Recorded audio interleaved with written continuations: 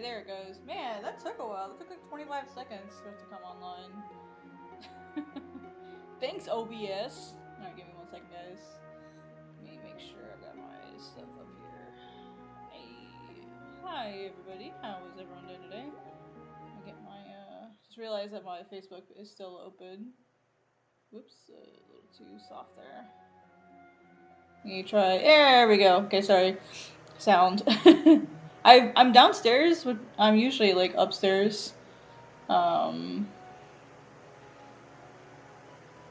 So little getting used to the new like workspace that I'm in. My desk used to be upstairs, and now my like drawing desk is downstairs.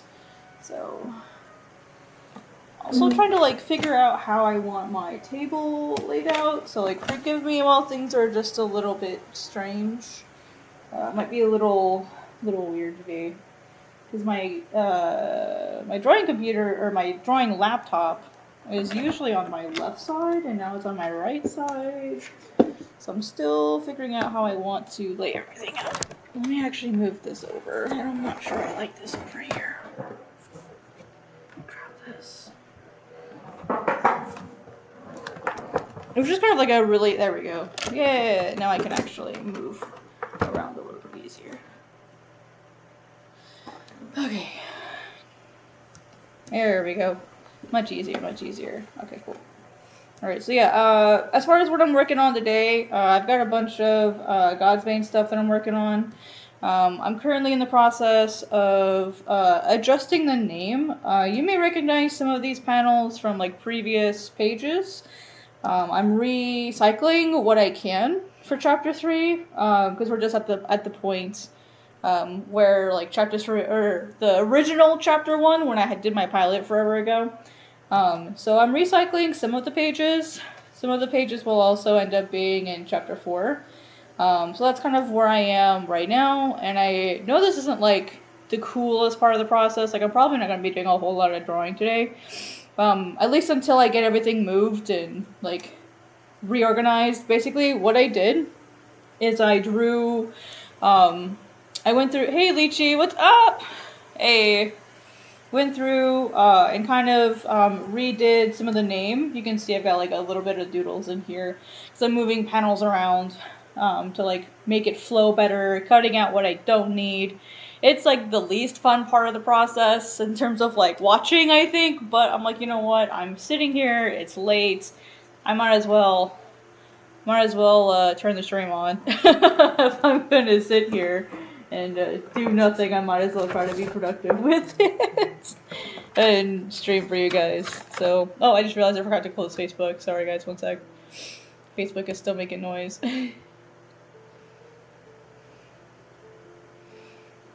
me just close the whole tab because I've got my phone. Sorry guys.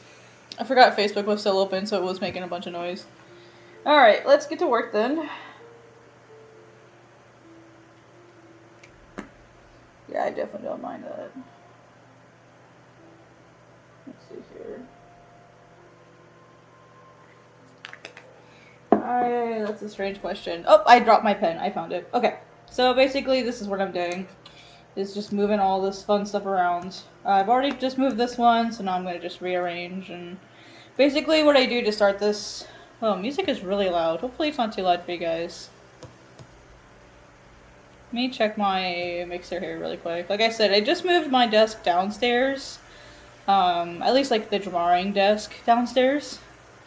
This music is really loud for me. 1 second, guys. I'm so sorry. This music feels really loud for me. I need to like be able to like hear myself think. You put a different song on, one that I know is a little bit more quiet.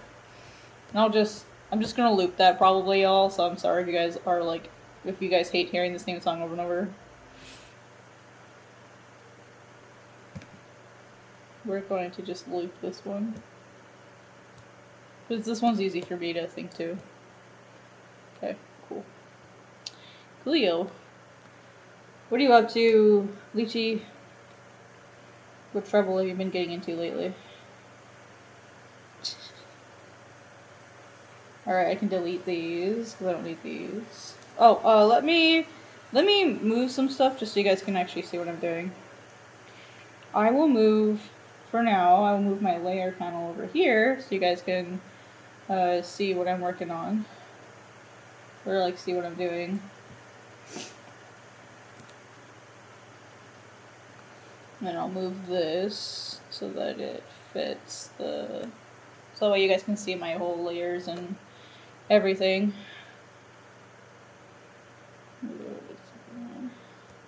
So I want you guys to actually be able to see what I'm doing, so that way you guys can see how I'm managing my layers and stuff.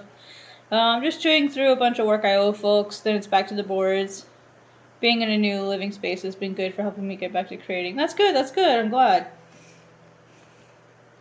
Sometimes you just need that. I feel the same even just like with where my desk is. Because originally my Global Comics workspace and my Manga workspace were the same workspaces. And it was hard being in like the same room at the same seat at the same desk for like 18 hours a day. I can't do that. And so I grabbed like a mini desk and a new chair, and all my tatami mats are now downstairs. So I have like a little like Manga workspace, and then I have a sleep space, and then I have a Global Comics space, separating everything. So I can be left alone, like have like different spaces. I can only imagine how like having a new living space just affects your like entire mindset. So I'm glad you got what you needed. Onwards and upwards. Onwards and upwards, bestie.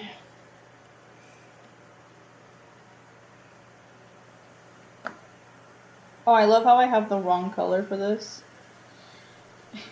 Oh, good. It's still black. That's good. I was like, oh no, it's gonna be red. Ah! Okay, keep forgetting my layer panels over here now, just so you guys can see it. I'm used to my layer panel being on the other side. It's so frustrating. Oh my goodness, it's gonna be okay. So basically, what I'm doing is I'm creating brand new panels, and then I'm throwing the new stuff in.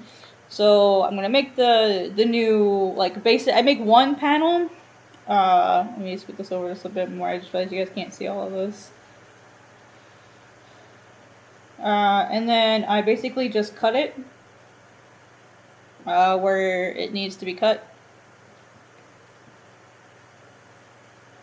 And the reason why I locked the folder down here is because if you don't, it'll try to cut the panels that already exist, which is really agitating. Because it'll duplicate all of the layers within those panels when it cuts them. And so, like, it's so easy for, like, your layer count to freaking skyrocket when you're cutting panels. And obviously we don't want that. Whoops. So basically, yeah, this is the task today. This is what I've been doing this week, is just readjusting the existing panels that I have, because I realized that when I did these pages, which was, gosh, like a year and a half ago, almost 2 years ago, I used Sandangumi, which is the 2x3 grid, instead of 2x4. So I figured, well, you know what, if I'm going to be remaking these pages anyway, because I have to redraw all of the characters, because the characters are all their older designs, like you can see that with, too much. You can see that with Aros here, it's his old design. So if I'm going to be redoing these character layers, I might as well just redo the whole thing. Might as well. I'm here, so I might as well just go the whole mile. And so once I have those remade, I will put them in their own folder, which I actually forgot to do with this page here. So first, let me put those in their own folder, so I don't lose anybody. And then I name them with what page they go to. So this goes to page 51. This goes to 52. And then I put this on top. Okay. And then this is just a sketch, so I don't need this anymore, so I'll just turn that off. And then this folder here contains all the original ones, and then I delete them after I basically just move them. So for example, this is going to get moved. Actually, I'm not sure if I want to keep this one now, so I'm just going to turn that off. I don't think I want to keep that layer. So I'm going to open this here. One thing that I always recommend you check, yes, I use a lot of layers, don't judge me, is check all, if you're going to be moving stuff around like I'm doing, check all of your masks and make sure these little check marks are turned on. Because if the check marks aren't turned on, that means that your mask will not move with the layer. Think of it as like a link. Like you have to attach the mask to the layer. So attach the mask to the layer before you go moving stuff. So I'm just checking all of them to make sure everything's all turned on. Looks like everything's good to go. Everything's turned on. So this is why I just put everything in one folder. It makes it easy to move later. I always also make sure that I save before I start moving layers. After every panel I edit, I save it, because last night, I'm pretty sure it was last night, either that or like 2 days ago, I was drawing in Monitor's server live stream, and Clip Studio spontaneously crashed on me when I was trying to move stuff. And I yelled so loudly, I felt so bad afterwards because it just flat out crashed on me. And all I was doing was moving one folder to a different panel. That's it. That's all I was doing. But that folder had like 60 layers in it. It was a really heavy duty folder that had like heavy backgrounds and stuff. So now that it's moved, this sort of really light gray that we see here is where it originally was, and now it's up here. So now just move it up, and you're good to go. Yeah, see, this is what it doesn't like. It doesn't like me moving stuff like this. So in this situation where the panel that I'm moving to is a different layout than the original one is, what I'm probably going to do is I'm going to have to do some more redrawing. Come on. There it goes. So I'll probably just leave this here, and then I will finish it. So it looks like I had it about here-ish. So I'm going to have to do some more redrawing on the right side, which is fine. I'll just leave it as is. The other option would be for me to like make it bigger, which is always a risk when you transform stuff like this, especially if it has any screen tones. So I'm going to open the folder and see if I have any tones, and I do. If I can turn the tone effect off, temporarily I will. Just because screen tones by themselves they're tricky things because they're heavily based on like resolution, and gradients are also kind of hard to transform. So I'm gonna do a quick save. I need to save this folder, this page as well. I'm also gonna close it. That way I'm minimizing. Oopsie. That way I'm minimizing the amount of stress Clip Studio is going through. You're good. I'm gonna stay up until I get like all of this name stuff done. Because I've been trying to get this done for a week now. I've just been so busy with a bunch of stuff. Sorry, it's auto saving, y'all. Let me bring the box over so you guys can see it. Well, of course it closed. The box literally disappeared right as I went to grab it. So what I'm gonna do is I'm going to just do it just because I'm kind of curious to see what it'll look like if I decide to expand this. That way I won't have to do any redraw. I mean, I work in 600 DPI, and this is exactly why I work in 600 DPI. I almost said 300, 600. That's not a thing. But this is why I work at such a high resolution. Is because if I ever wanted to expand or enlarge something, I've got a little bit of wiggle room, not a whole lot, but I do have a little bit of wiggle room. I don't want this to go too high because I want to be able to show Aros's hand. So I might leave it here, and then I might just draw more of Rin. I don't mind having to do a little bit of redrawing, but I'm trying to minimize that, so I don't want to have to draw more than I have to. Oh, thank you. I appreciate it. think we'll leave that here.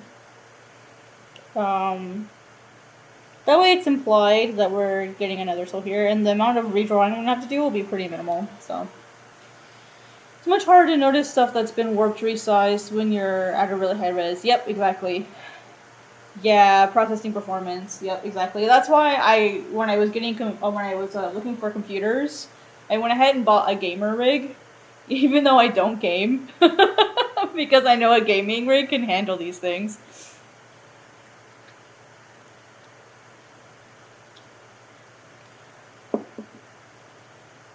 It was more expensive buying a gaming laptop, which, I mean, it's a laptop, okay, like. Inspiration for Godsbane? Well, if you guys want me to be entirely honest, it was a movie.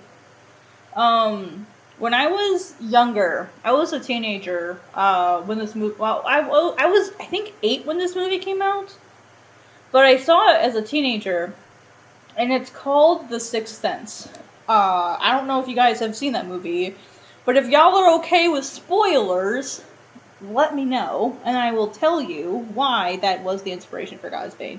Because it's a fantastic movie, and I don't want to spoil it if you guys don't want spoilers. Oh yeah, I know Vonsogo and Lume Bento. I mean, I work in, like, community management, and so I spend a lot of time on social media, just as, like, part of my job, so yeah, of course. I know who those guys are. Well, Lume Bento I don't know as much of. I think, isn't it Marshall that does Lume Bento? I think so. I've definitely heard of both of them, and I most definitely know who Vonsogo is. But I don't know a lot about Lume Bento, though I've heard the name and I've seen them on social media. Are they like another, like, indie group? They're not like a publisher? Hey Brent, what's up?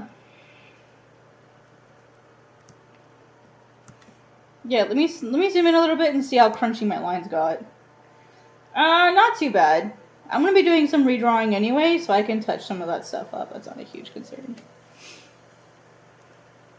Yes, martial arts. Thank you, thank you. Yep, okay, then yep, I know them. Well, I know of them. I can't say that, like, I know them, like, we're not, like, besties or whatever, but I know of them.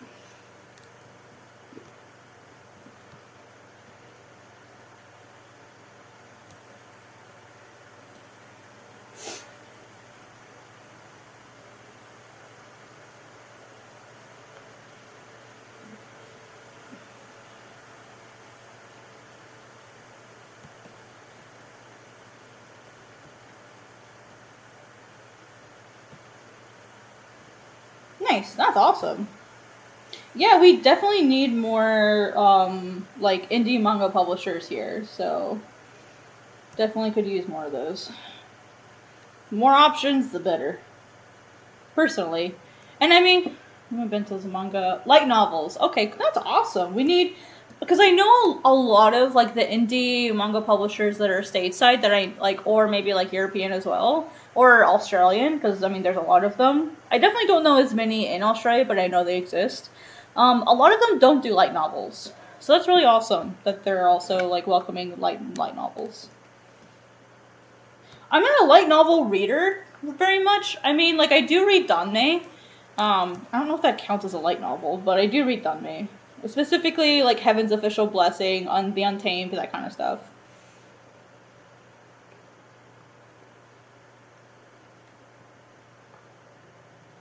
Alright, turned on. Good, all of that's turned on. Yeah, I'm familiar with all of those guys. I just don't participate that much with it. I don't really participate in any of those things. But yeah, I know of them.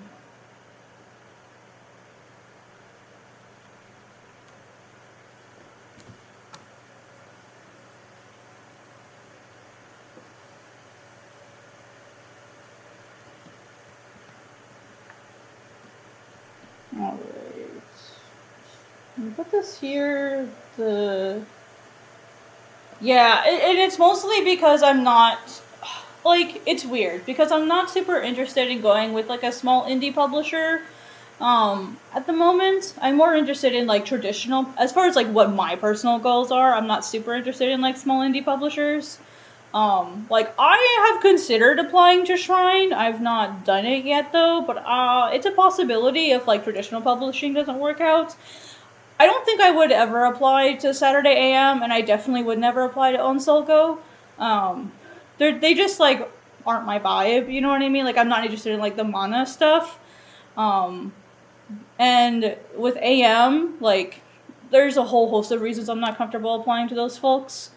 Plus, I also, like, the other problem is I work right to left, and a lot of, like, these small indie publishers are left to right, and I am not going to compromise on that. Like, so, like, to my knowledge, I think most of them only accept left to right anyway. So, like, by default, I'm not even a good pick.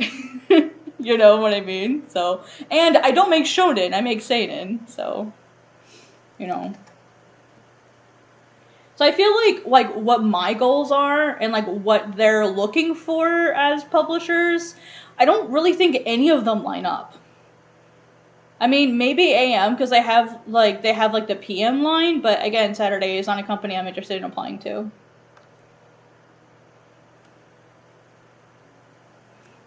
Yeah, oh yeah, like the idea of having these companies is fantastic. It's good to have those companies.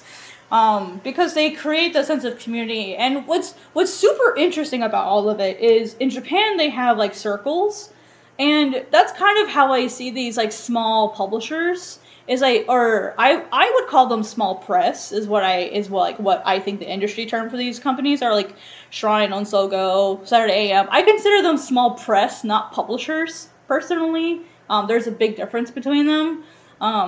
So like. But anyway, that's beside the point that I'm making. The point that I'm making is in Japan you have like circles, and circles is usually like a group of people that publish together. And I feel like these small press are like a little bit bigger than circles, but I feel like what's going to end up happening is they're going to play the role that circles would normally play within the Japanese indie manga community. So definitely having those like groups is fantastic. I do feel that there is some responsibility that these publishers, small press, whatever you want to call them, there's some responsibility that they have to be good role models for society. Like, you know what I mean? You know, so I feel like there's some social responsibility issues going on with some of these publishers, but like, there's always going to be somebody who's mad at someone and wants to start drama or whatever, so like, it is what it is.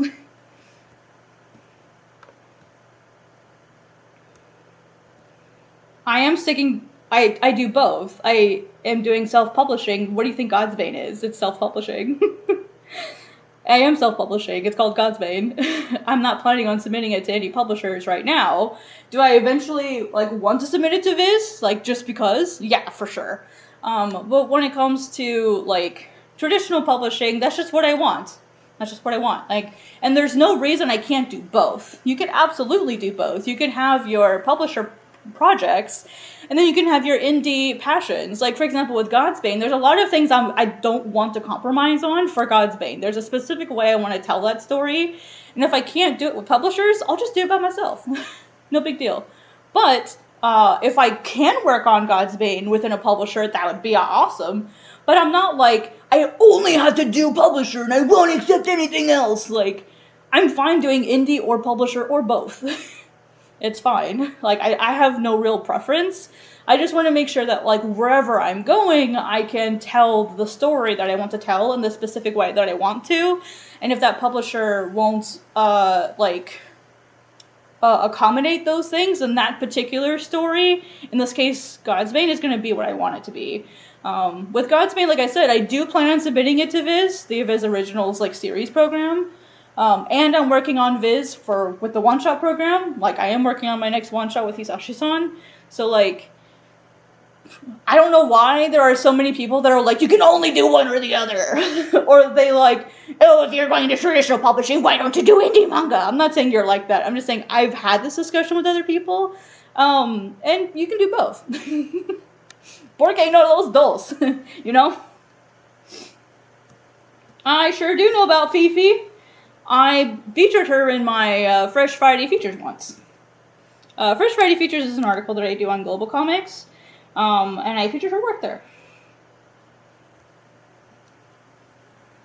Let me catch up to chat really quick. Why not? I've been sitting on Abe's offer, but also because they forced me to conform to left or right. Oh, I see. Okay, I was wondering about that, Lychee. That makes sense.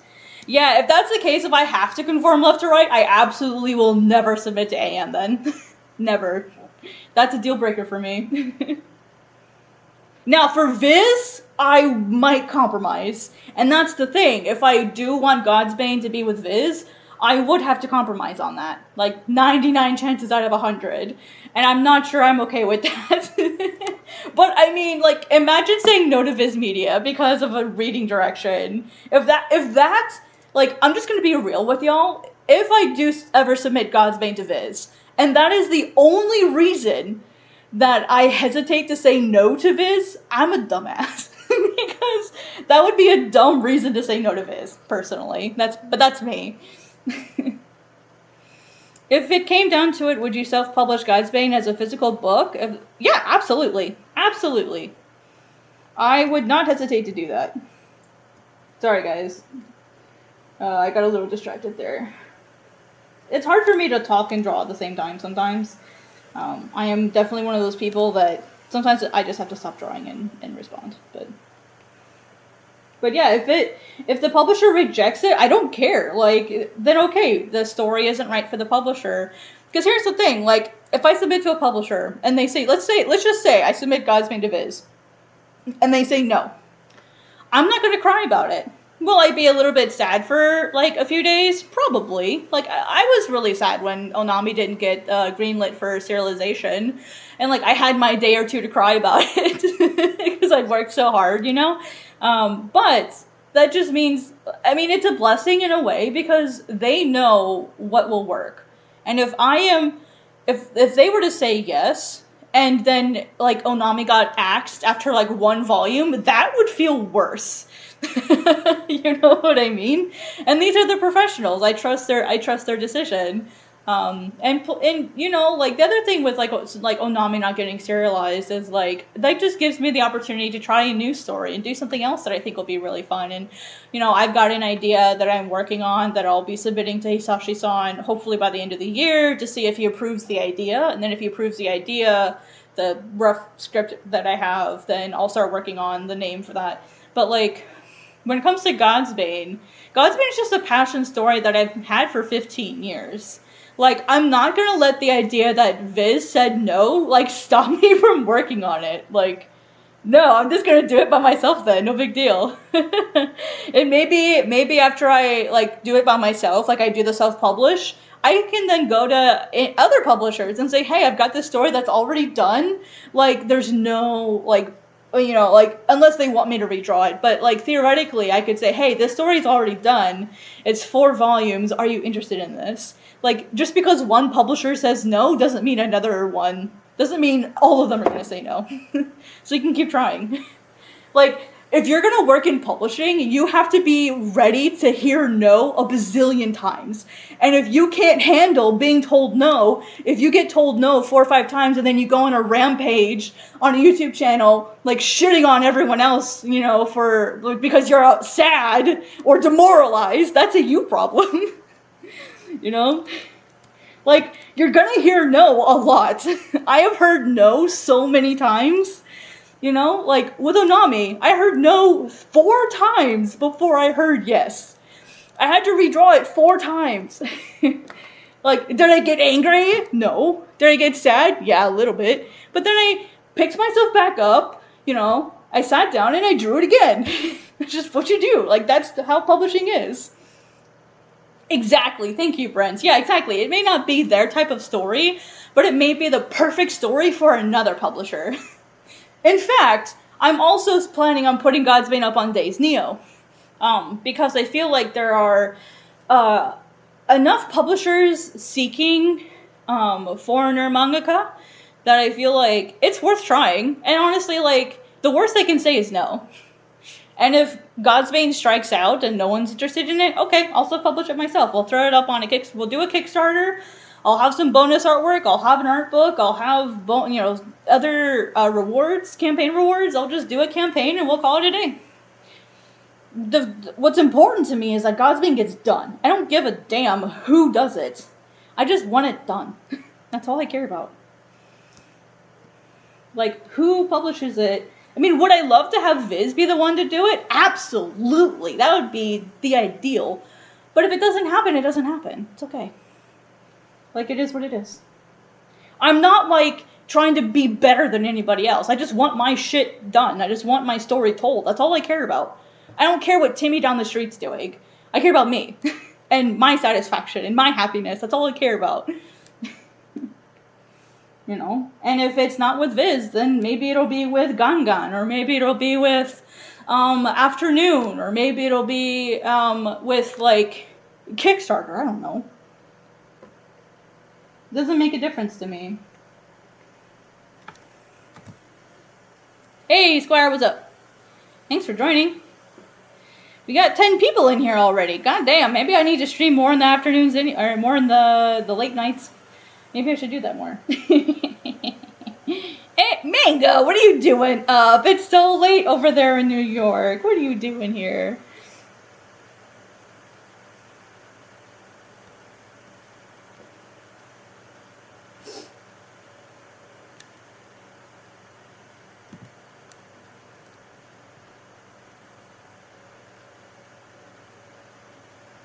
Sorry guys, I'm waiting for the layer to paste. Don't, Clip Studio, don't you crash on me. There it goes. It thought about it. Save. Save.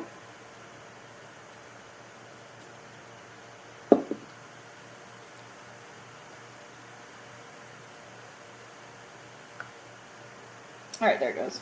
Alright, now let's get this layer moved into position. Ah! Why is it... Oh, it didn't paste it inside the folder. That's weird. Well, I hope you're feeling better, Mango. I know you were having a rough day the other day. I hope you're feeling better.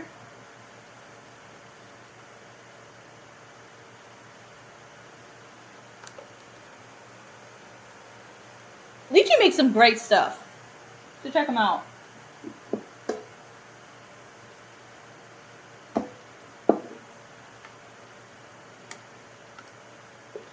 What? We got someone in the chat here? Nani?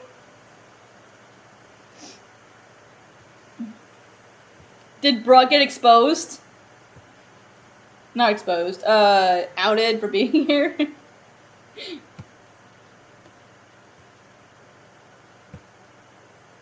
Nah, I'm not seeing him in here. I mean, maybe he is, but...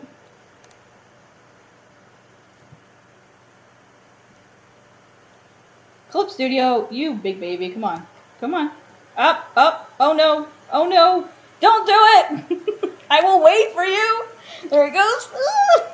Clip Studio is trying to kill me, you guys. Oh my god. Clip Studio is trying to kill me.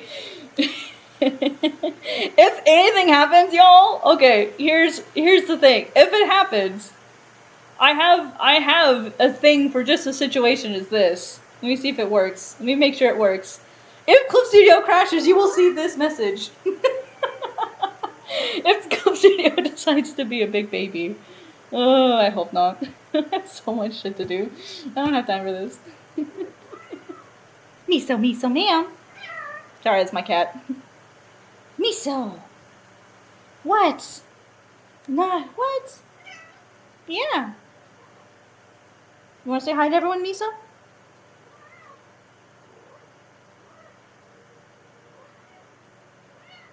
Yeah.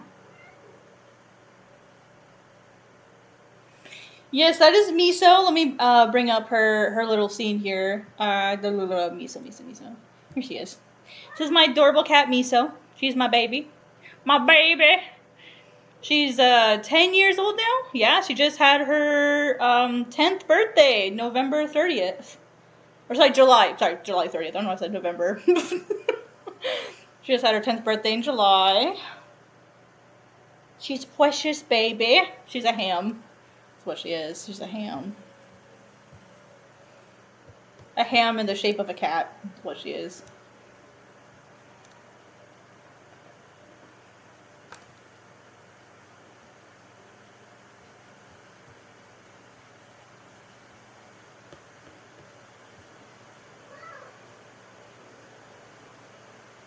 Up. Clip. God damn, buddy. Clip is really, Oh, you know what? I just realized what the issue is. The issue is the layer. I forgot to rasterize that first. Let's see.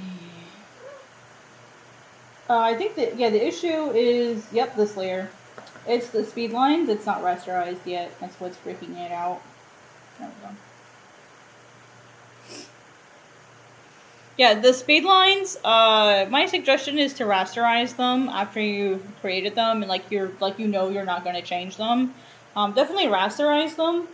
That way they won't, because they were technically vector lines, and that's why my computer was freaking out as I was moving a bunch of vector lines around. There we go. Yeah, much easier. Much easier to work with. Whoops.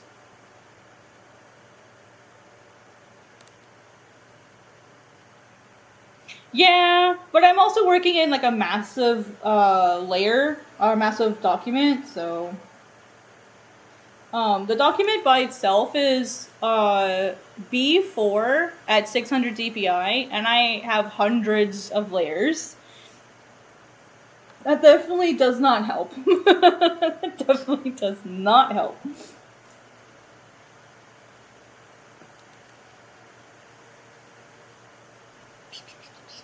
Miso, miso, miso. Sorry, Miso sits right next to me when I draw, and so like I'm always messing with her. Thanks all for joining. I appreciate it. It's I know I say this every single time I stream. I want to get back into streaming. I think I'm just scared to stream because like I'm afraid of the commitment. I think is all it is. Which is funny. I can commit to making manga, but I can't commit to drawing every time. And I feel like what I've been doing lately is really boring because I'm just moving panels around, like I'm not actually doing any drawing. And I feel like that's so boring that nobody would want to watch that. So and also like trigger warning, I'm going to be talking about pets, sad pet stuff, like for the next minute. Like the last day that I streamed was like the week before Thanksgiving, and that Thursday, which was I think like the 21st, I lost one of my cats. And after that, I was grieving, and I didn't really feel like streaming again for a while. And then it was made worse by the next week, which was literally the day after Thanksgiving. My dad and my stepmom, who live like 5 minutes away from me, lost two of theirs. And they were, like, obviously, like, I go see my parents all the time, so, like, I was close with those two babies as well. And so, like, losing 3 cats in such a short period of time was really, really hard. And I just needed to step away. So I'm really sorry that I said I was going to start streaming and then I didn't.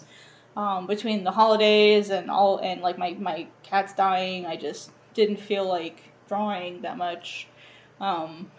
And like that's okay. It's life. Like they all had the same illness. And when you have cats that live relatively close together, stuff will pass between animals, and stuff happens. And it was merciful for them. It was an infection that even like the highest level of antibiotics couldn't happen. So like we tried for a couple months to get them healthy, and it just didn't work out. You know, it just, yeah, like sometimes medicine can't help, and the best thing that you can do is be merciful for them. And so that's what we did. And so I've just kind of been recovering from that for a little while. And that's why I stopped working on the one shot with Hisashi-san, is I needed to step away, and of course he was willing to give me that grace. So now that I've kind of had some time to process everything, I'm going to come back. It's also why I kind of stepped away from social media for a little bit. But, you know, I'm feeling a little bit better. I mean, I got Godsbane. That's why Godsbane went out, or Chapter 2 went out a lot later than I planned, is because of that. Because it was supposed to go out at the very end of or the first week of December is when the last half of chapter 2 was supposed to go out, but I ended up taking 2 more weeks because of all of that. I just couldn't draw for a while. I was just too depressed. But I mean, such is life, you know, like, pets live shorter than us, you know, like, they're with us only a fraction of our lives, but we are all of their lives. And so I've just been spending more time with Miso and, you know, hanging out with her and stuff. So, yeah, and, you know, also, like, now that I'm teaching with Learn to Draw Manga, well, I'm not a teacher, I'm a mentor. So I'm not, like, a coach that's, like, actively teaching the classes, like, regularly. Basically what I do is I sit in with the students, and they set, like, I get submissions, and then I give them feedback on their homework, on their assignments. So I'm kind of, like, a teacher's aide, I guess, is, like, the best way to describe what I do, is more like a teacher's aide. And so I do that as well, and I'm also taking Japanese classes, which just ended. And because we had a student dropout, we're not entirely sure if we're going to get to continue. They might have to put us with a class that's actually behind us, so we might have to, like, go back a couple classes and redo some old stuff. But we're still trying to figure out what we want to do, because I can't afford a $500 class. I can't, like... So I'm trying to figure out that stuff too. But I had to study for my last Japanese class, which was a week ago. So yeah, just doing a lot of stuff. Sorry guys, I stopped drawing for a bit, but just doing a lot going on. And so I stepped away for 2-3 weeks.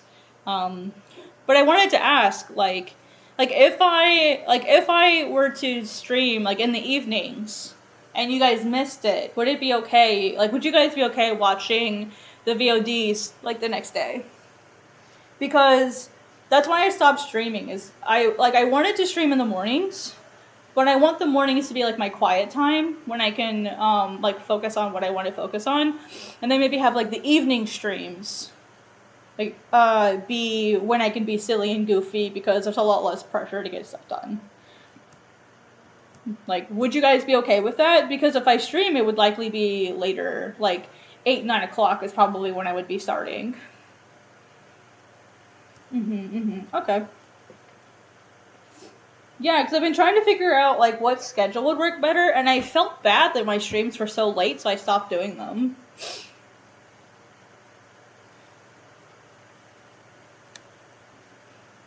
Yeah, because I used to stream really consistently, and that was when I was streaming in the evenings. Because that's always what works better for me, because I don't get off from Global Comics until 6 o'clock. And then I still have to go shopping, or I have to go do my errands, I gotta go do my laundry, I gotta cook dinner, I gotta play with Miso.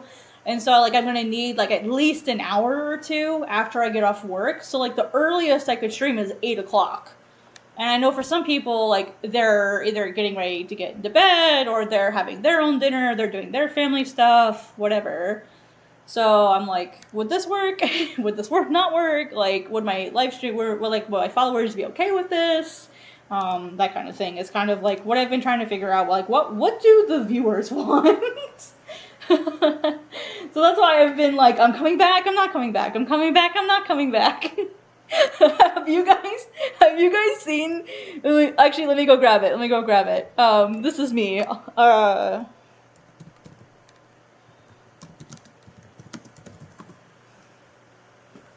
Where's that meme with Miyazaki as a cat?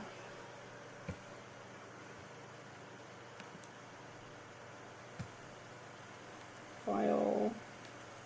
This is me. This meme is me with streaming.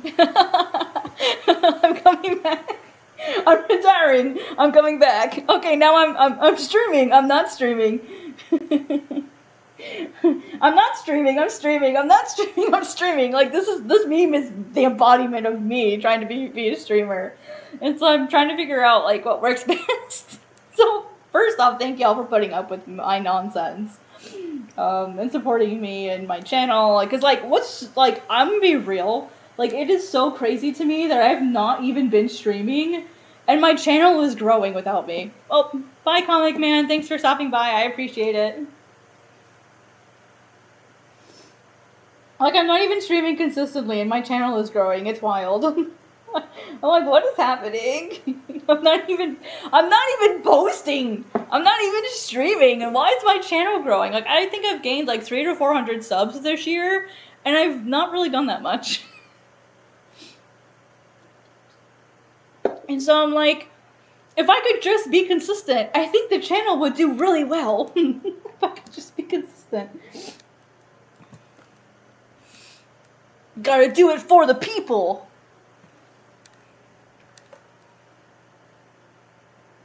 You know what I mean? Anyway, sorry. I'm gonna try to get shit done now. Oh, that's the wrong folder. Wrong folder. Okay, let me check. 'Cause I think I have another... Nope, I already rasterized it. I don't know why I said bastardized it.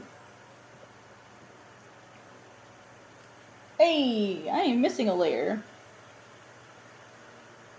No.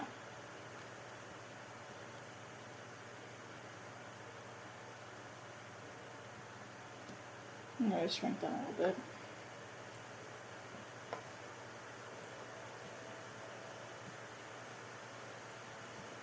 Okay. Alright. Alright, this one is done. I think I can just delete these, because I don't need them anymore. Why are there so many in this one? No, I just delete the whole thing. I don't know why I'm doing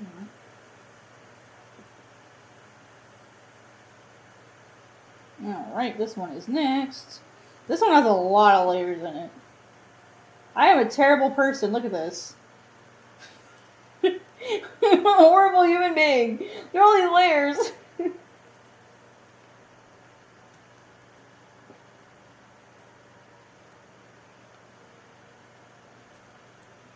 You know that person that has like 50 gazillion layers and names none of them? That is me. I know where they all are. I know where all my layers are. It's organized chaos.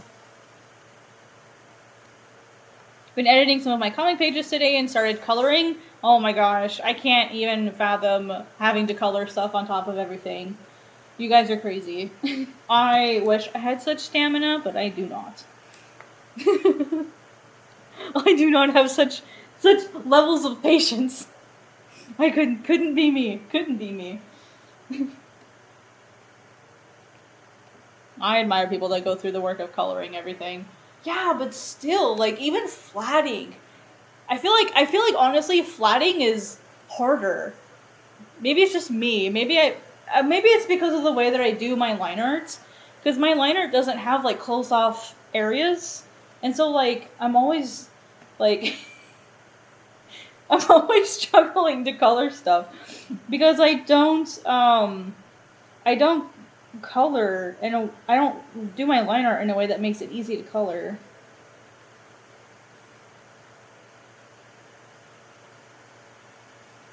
Okay. Behold my backgrounds. Do you like them? Do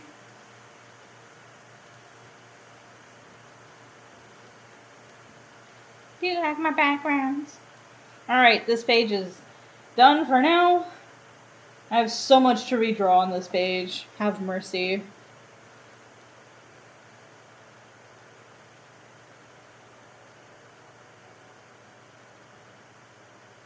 Alright, what did I originally have with this one?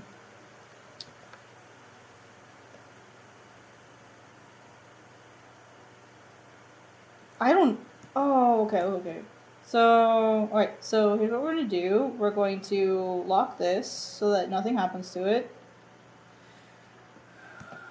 What is even in this one? Nothing. Why do you exist? Go away.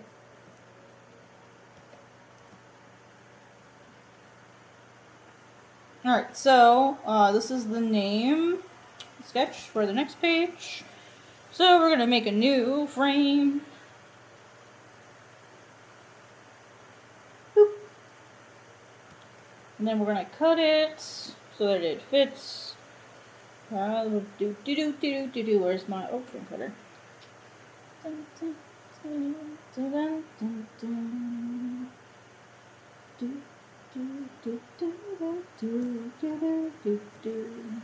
Alright, let's open the next page that we need. This one. Hey, thanks for whoever liked it. If you guys are here and you've not liked the stream yet, I would most definitely appreciate you hitting that like button. Lets YouTube know that you like what you're seeing and recommends it to other people. Thank you all for the 7 of you that have already liked it. I appreciate you. If you're not subscribed, what's wrong with you? Just kidding. Feel free to subscribe or not subscribe. Feel free to hit the like button or hit the dislike button. Doesn't matter to me. Engagement is engagement, and I like engagement. Anyway. Okay. Where's the sketch for this layer? I don't know why it is in there. That should not be in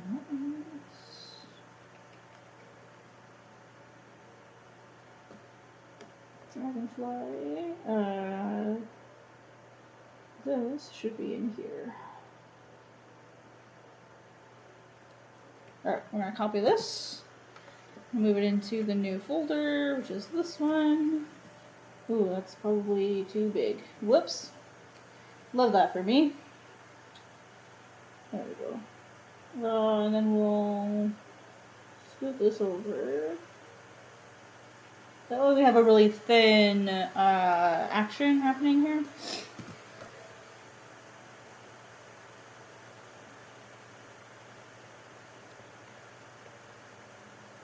Dragonfly.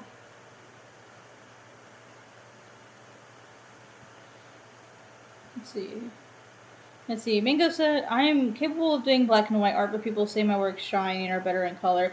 I can see that. I feel like there are some works that just do better with black and white. Or do better with color, sorry.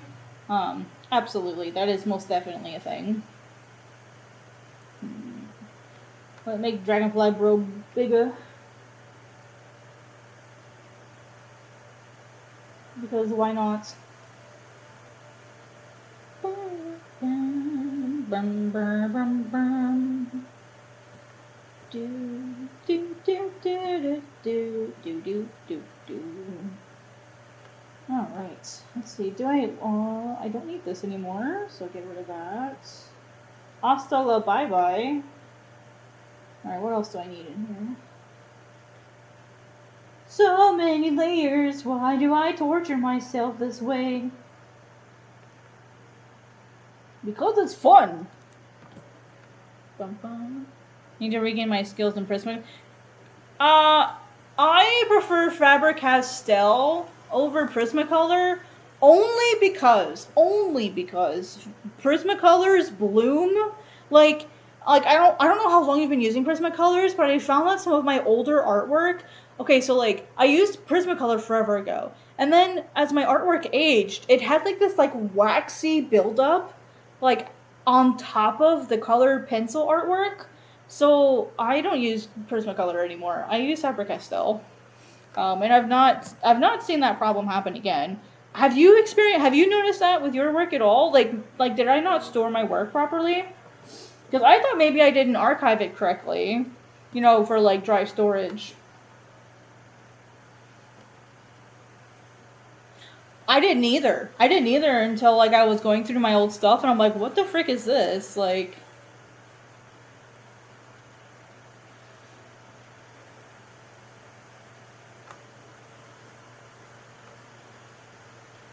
yeah, I didn't realize it was an issue either until it was too late.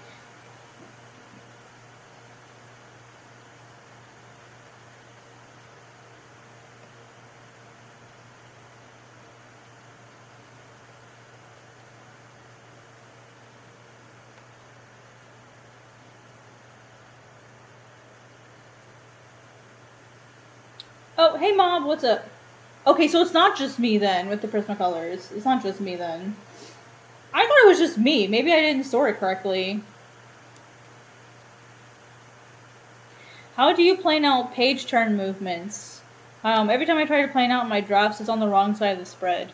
I plan out my pages when I'm scripting. So like I actually script before I draw. And so when I'm in the scripting phase, that's when I plan my page turns. I'm happy to show you guys like how I script. Maybe that could be helpful to you. Let me get my script open and I'll just bring it in here. I have a really chaotic scripting method, so please don't freak out when you guys see this. Please don't freak out.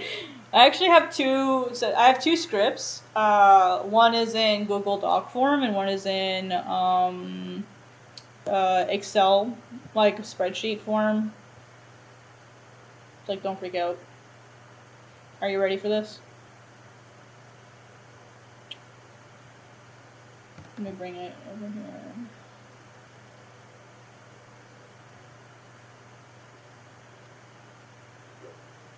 Whoops. Good job, me. Let me get this lined up, y'all. Give me one sec. Where's my mouse? Oh, there it is. I got it. Such a goober. No! Stop it! Freaking loser. Gosh, I hate that. I wish I could turn that off. God, it's so frustrating. Okay, so when I'm scripting, this is how I script. I know it's a little chaotic, so please forgive me. When I'm scripting, let me actually bring my normal script in here as well, and I'll just put it on another tab. And I'll just switch between the tabs. I expect you all to not be heathens.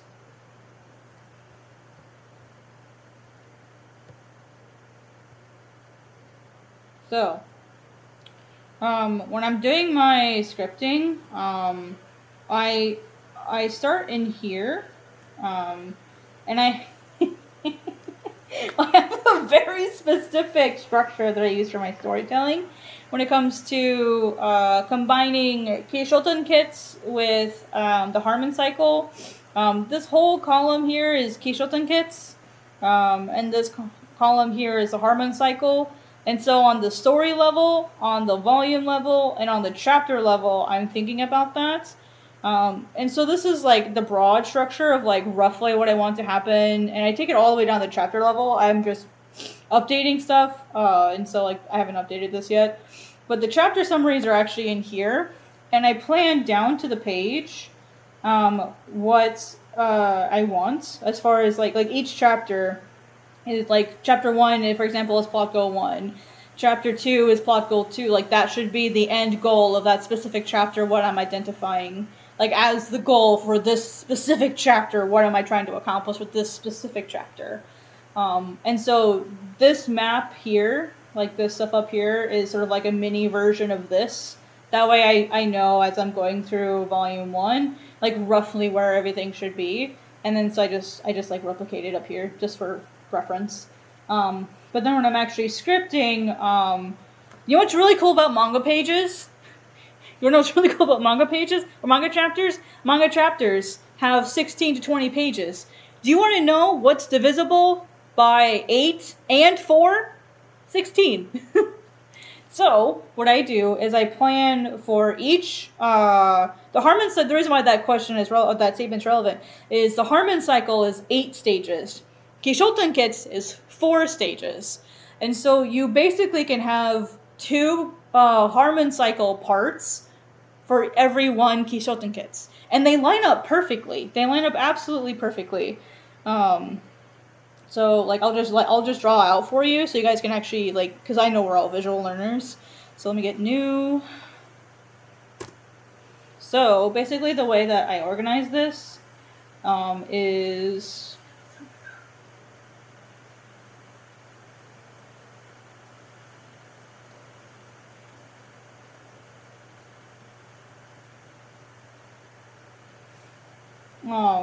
the damn Harmon. So 1, 2, 3, 4, and 1, 2, 3, 4, 5, 6, 7, 8. Okay, so the first step, you know, Kishoten gets is key, which is obviously like your, basically like your intro. Can't English today. So here's your intro. And then 1 and 2, you identify your plot goals, like your plot goal 1 and then your plot goal 2. That's basically what you're doing, and this is the same area of the Harmon cycle. And in Kishoten Gets, the second stage, obviously, you know, is Shou, and then we have our development stage, which is basically where you are, like you're providing more information, you're introducing more of the characters, introducing more of the area, and like you're basically just continuing to move the story along. Not a whole lot has changed. You can introduce more characters, introduce more of the world building and the lore, introduce, you know, those other things. But you should identify like your initial goals, like what is your character trying to accomplish, how do they do those things, etc., etc. And then in the Harmon cycle, and like the same section, you have what's called the New World, which is where like the changes happens. Whatever task and for those who don't know, the Harmon cycle is basically the hero's journey, if you didn't know. And so you've got the New World, the thing has changed, they've accepted their mentor, they're doing the new task, whatever. So they're exploring the New World. And then you have the Trials stage, which works best when you do it in sets in like odd numbers.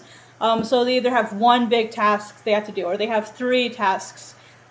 With Aros, there's a whole bunch of different things. Like I've organized Godsbane using this structure. I don't want to like spoil too much, but this is how I've planned my story, is combining these 2 things. And then for the third stage, we have 10. Which is your twist stage, if you want to call it that. It's not necessarily like your climax, but that would be like the Western comic, like the Western like plot structure equivalent. But in the Harmon cycle, you have the success, like you give your character success, and then you punish them for it. You punish them for succeeding. Which, if you think about it, makes a great twist by itself. Like, letting your character accomplish the thing, and then you rip that success, you rip that happiness, you rip that awesome, like, you rip that security away from them. In whatever way works better for you. And then when we have Arquettes, which is, it's not a resolution, it's more like, I think of it as result. That's not technically what it stands for, but I think of it as result. And then we have, for like the Dan Harmon equivalent, we have the tie up loose ends.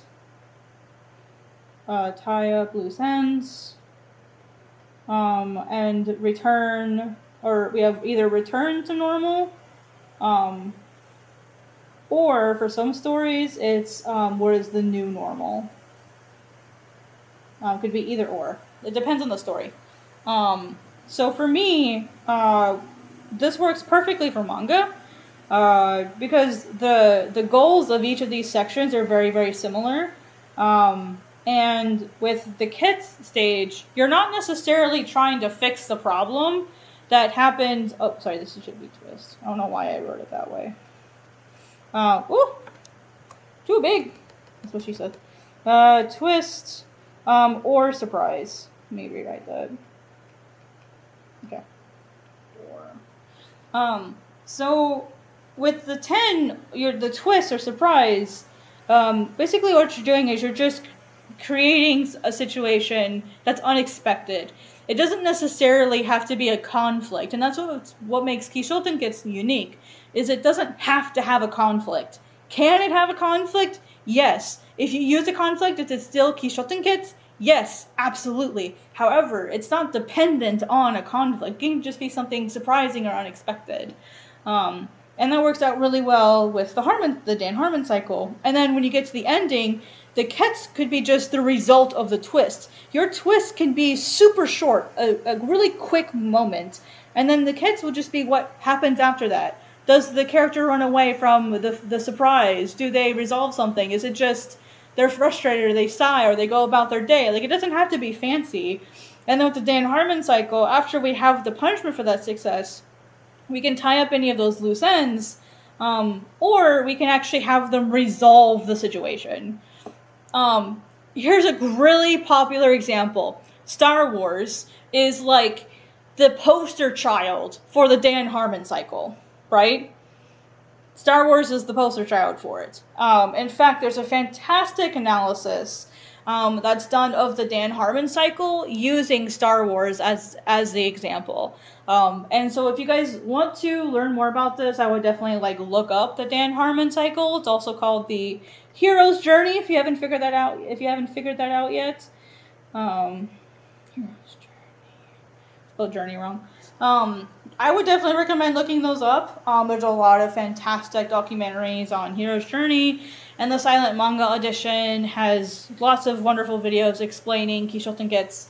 But when it comes to actual page turns, sorry, Squire, I know that was a long answer. I'm getting to your question now. So when it comes to page turns, the reason why all of that information is important. Hey, what happens? I can't see it.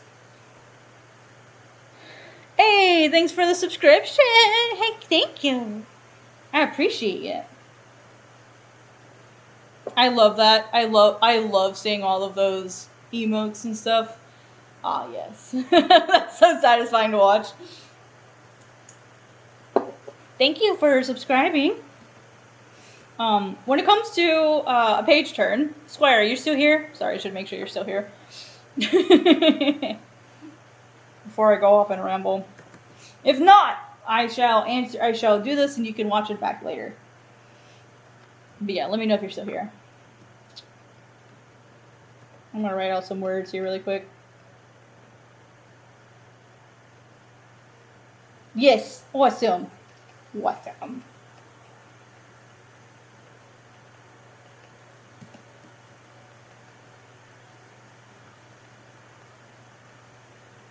Okay, so we have 3 words here that are really important to know. And with every 2 page, if we're following the traditional way that manga is made in regards to Kishoten Gets, and so we have Kishoten Gets, and then we have Komawari, which is basically sort of like, the best way to explain Komawari is like paneling theory for manga, if you want to call it that. It's like the best way I can describe it to Western folks.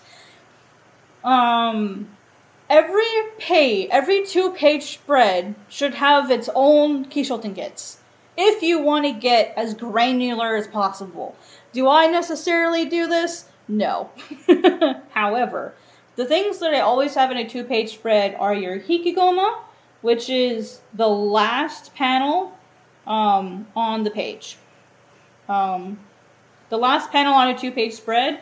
And then, so I'll just put that here. And then I'll just put this here. Your first page on a 2-page spread is called Mekuri Goma. So you have, the thing goes up and then down. Hello, Timothy. What's up? So when you're planning out your 2-page spread, you want to be thinking about, how am I rewarding the user? This is a reward. This is at least how I think about this, so maybe this will be helpful to you, Squire. I think of sorry, that's Misegoma. The Mekuri Goma I think of as a reward for flipping the page. So, like, what am I giving them as, like, thank you for continuing to keep reading? Because I want them to keep reading, right? So I want to reward them for it. Either a reward, or sometimes I'll do a surprise. Using this as let me get an example here. So let me create an example.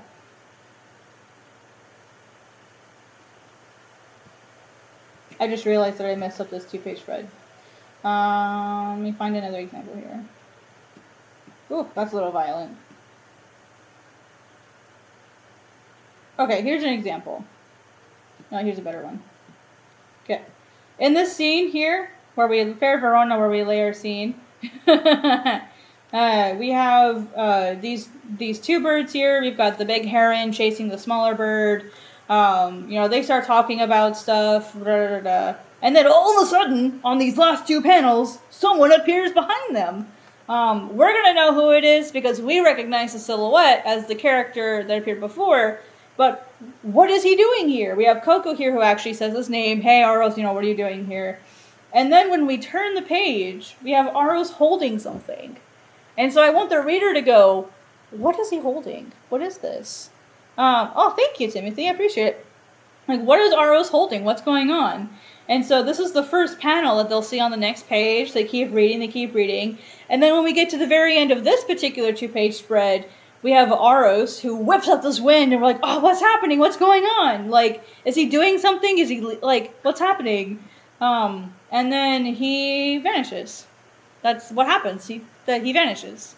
And then we have Sayo, which is the heron. He's like berating Coco for being stupid because Coco just did a dumb. Coco, the small bird, just did a dumb thing. And so then we keep going. Here they're planning something, and then right at the very bottom, the last panel on this particular 2-page spread is what Ren is looking at. And I want the reader to go, what is this? Like, what is that? Like, why is that important?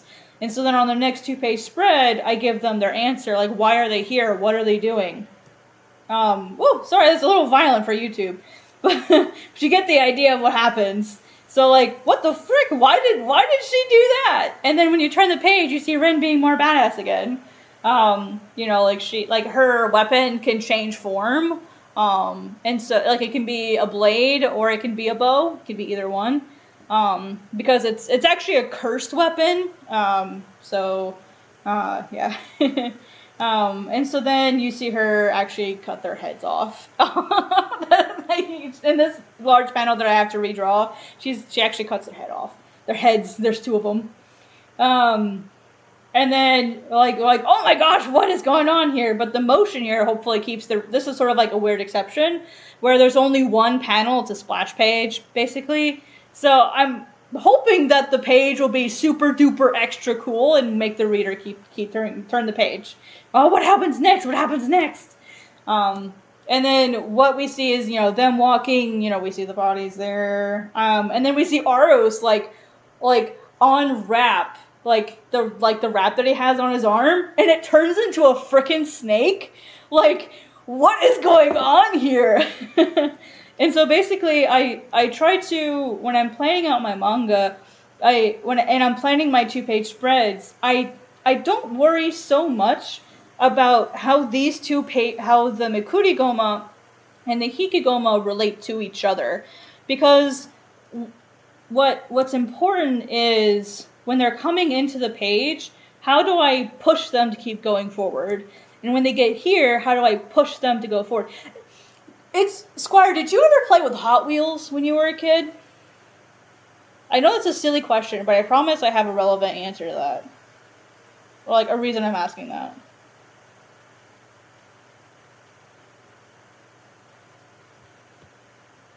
Oh. Okay. You know how with Hot Wheels, like, when you set up the tracks, there were these little, like, electrical things that would speed the car up so the car would keep going by itself and you wouldn't have to keep manually pushing it? That's how I see Mikurigoma and Hikigoma. The Mikurigoma and Hikigoma are sort of like those electrical, like, speeding sections where you're using it as, like, little pushes to keep the reader going. But for the Hikigoma, this is a setup, right? So Hiki, the kanji that's used for it is also used for, like, pulling, to pull on something. And so you're pulling the reader, into the next 2-page spread, based on, like, the specific kanji that's used for it. And then with Mikurigoma, I'll be honest, I'm not exactly sure about that kanji. I've not looked into that one yet. But I use it as a reward for turning the page. So when the person goes from Hikigoma, they turn the page into the Mikurigoma, I want this to be satisfying. I want this to be rewarding for them. I want them to go, wow, that's really cool. Like, let me keep reading. And so the setup that you have between Hikigoma and then when they turn the page, that Mikurigoma, that relationship is critically important to thinking, how do I keep them going? How do I keep them going?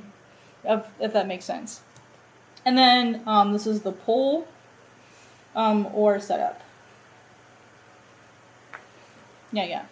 And then the last thing that's really important to think about when you're doing your 2-page spreads is your misegoma, which is the equivalent of a focus panel. So your misegoma is basically the most important panel on a 2-page spread. And if you're paneling correctly, all 2-page spreads should have a misegoma, and only one. And usually it's really easy to identify when you, like, pay attention to this next time y'all are reading, or like go get a book. When mangaka are planning out their 2-page spreads, usually there's one panel that's the most important. Now, what makes it important? It could be a variety of things. It could be that it has the most important information. It could be that it's an impact panel and it is really important, or something that they want to stand out. They want that specific panel to be what stands out the most. The way that I would use it, for example, so like on this 2-page spread, it's really easy to identify what the misegoma is. It's this one here on the left. But something, I'm trying not to show that one. Something like this is a little bit harder. What the misegoma is for this one is it's this one. I'm going to adjust these panels here to be a little bit smaller so I can give this one more space. The reason why this one's going to be the most important one is because it's going to show Amat, which is my villain, in like his bird form, and they're going to have really important information in this panel. So one of the things that I'm going to need to do to edit this is I need to make this panel bigger to give it more focus. So that's a change that I need to make in order to make that work. On this particular panel, what's most important? It's this one. This one I need to edit a bit more. I need to make these smaller. I need to make this one bigger. I need to push Aros up a little bit more to make that panel more important, because right here is where Aros and Coco make a deal. I want this particular panel to stand out from the others. All I've done so far with these panels, these pages aren't done. All these are is I'm just copying my old artwork into new pages. So I've not actually made the changes these panels need to have yet. I've just copied them in. So I haven't actually, again, I've not made changes to any of these yet. Same here. This is going to be my misegoma, this panel up here. This is where, again, Sayo and Coco are talking. It's really important information. Stuff like that is to just think about like what's going to be the most important panel on the specific page and give it that focus. This one here, I've just realized I messed up. I forgot to copy another page, and I actually need to flip these so that this one's on, this bottom one's on top. But yeah, you guys get the idea. Oh, here's a fun thing I just realized I haven't talked about yet. There's a couple different ways to do misegoma. So on this 2-page spread, the misegoma is this one. But I broke it down into 3 smaller panels, which I'm going to change when I copy it in. I'm going to make this one large single panel. The reason why I broke it up into smaller panels is, one, I didn't want it so overwhelming for the reader, but I wanted to have a different speech bubble in each one. But I'm going to just do one large panel and let the artwork rest, rather than breaking it up into 3 smaller parts. So this will be the misegoma once I get it on the appropriate page. So, yeah. The misegoma is important when it comes to planning your 2-page spreads, because there should always be something on that page that is critical information, and well, you as the writer need to understand, or the person making this need to understand what's the most important and find a way to communicate that with your reader so that they know, hey, this part's important, I need to pay attention to that. So whether it's the largest panel on the page, whether it's the most detailed panel on the page, there's a variety of ways to identify that to the reader. But yeah, that's it. So in a 2-page spread, make sure whatever your misegoma is, you give that some extra attention when you're planning, anyway. Hope that makes sense.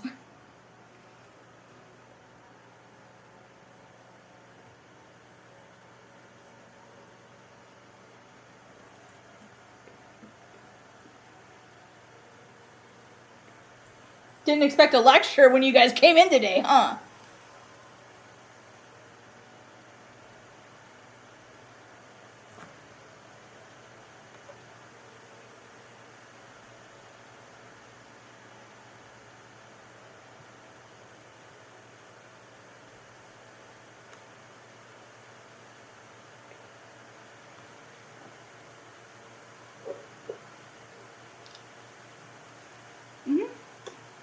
Yeah, for sure.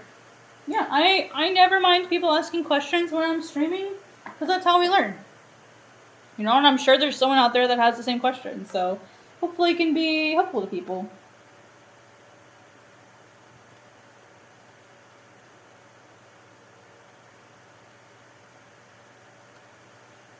Nah, mob.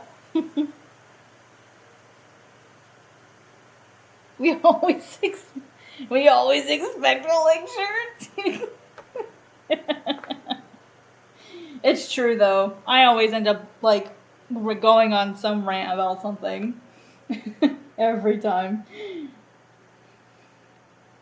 Oh, did you like it, Antoine?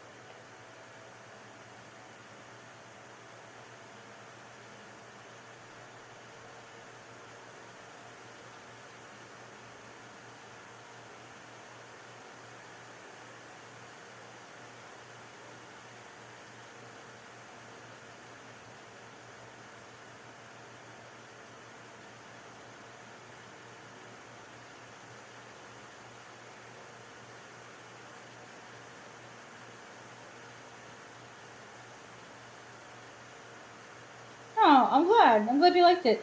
I was actually really nervous when it came to the artwork because I know it's pretty different from like a lot of other manga out there. I use a lot of white when I draw, and so I was actually really nervous about it when I submitted it. I thought people were gonna hate the artwork, so I'm glad people are liking it. As someone who hasn't extensively used Clip Studio Paint, what is the experience using halftones? Freaking amazing! Yeah, basically any image that you import, you can turn into a screen tone. And if you have like an existing pattern that you like, you can import your own patterns. If you have an existing screen tone that you like, you can import it into Clip Studio as a pattern and use it as a screen tone. But you can also create your own custom like screen tone. So, for example, let me just fill this layer with it. So let's say I want to put a screen tone in this layer, and I want it to take up like the whole background. Let's just say for shits and giggles that's something that I want to do. So I'm going to select the area, and then this nice like little button pops up and is like, hey, you want to do something? So I can just make a new tone, and I have this nice little like dialog box that pops up. And I can basically make it look any way that I want. If I want to do a cross, which is basically just like, squares, I can do that. If I want them to be circles, I can be circles. If I want to have lines, I can have lines. I can basically completely customize it from the beginning. If I want noise, I can make noise. All of this stuff you can do, and you can even make squares instead of dots. So let's just do the defaults. It'll fill this in, and then what's really cool is you can change the frequency, the density. Let me bring this a lot lower. You can even like change the angle that they're rotated at. You can change all of this at any time that you want. So, oh, thank you, Auntie. Thank you. But yeah, screen tones are freaking amazing in Clip Studio. I absolutely love them. And what's really neat, so let's say I have like let me actually upload, so let me actually just do an example here. So let's say I have artwork that I want to turn into a screen tone. Let me actually just grab one of these here. So I already have it open. So let's say I want to turn this into a screen tone. I'm picking this because it's got the solid black. So I'll just paste this in here really quick.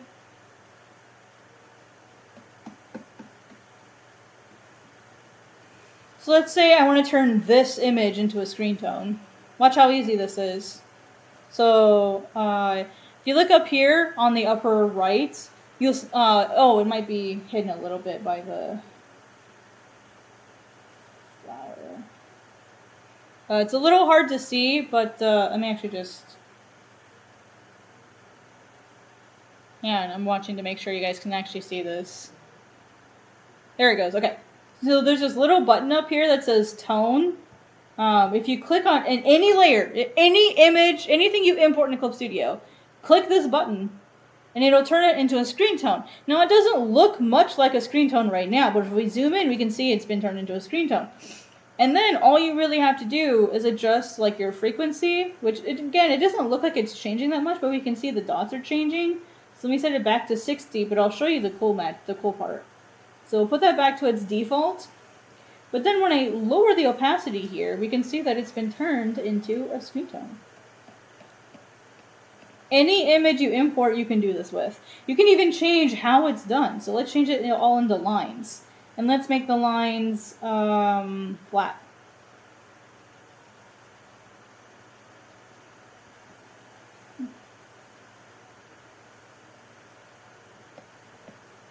And let's make the frequency a lot bigger.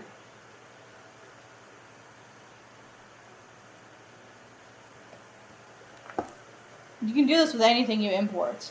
So it's incredibly, like, Clip Studio's, like, screen tone, halftone tool is insanely, you can even color it! What if I want this to be red? It's super easy to do. Done. It's all red. Didn't have to do any extra effort. Took me 3 seconds. It's awesome.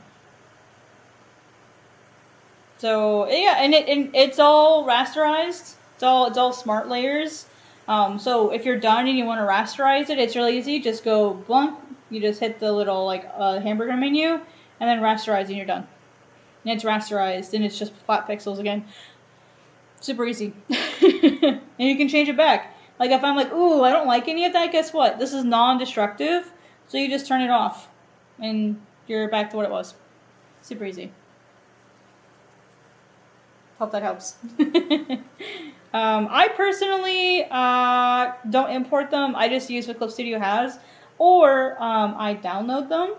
I have an entire host of stuff that I download to be able to. Oh, you guys can't see it. Yeah, I've got a whole host of stuff that I've downloaded, imported, or like bought from other people to use. I have like specific ones that I tend to use the most often, so yeah. Hope that all helps.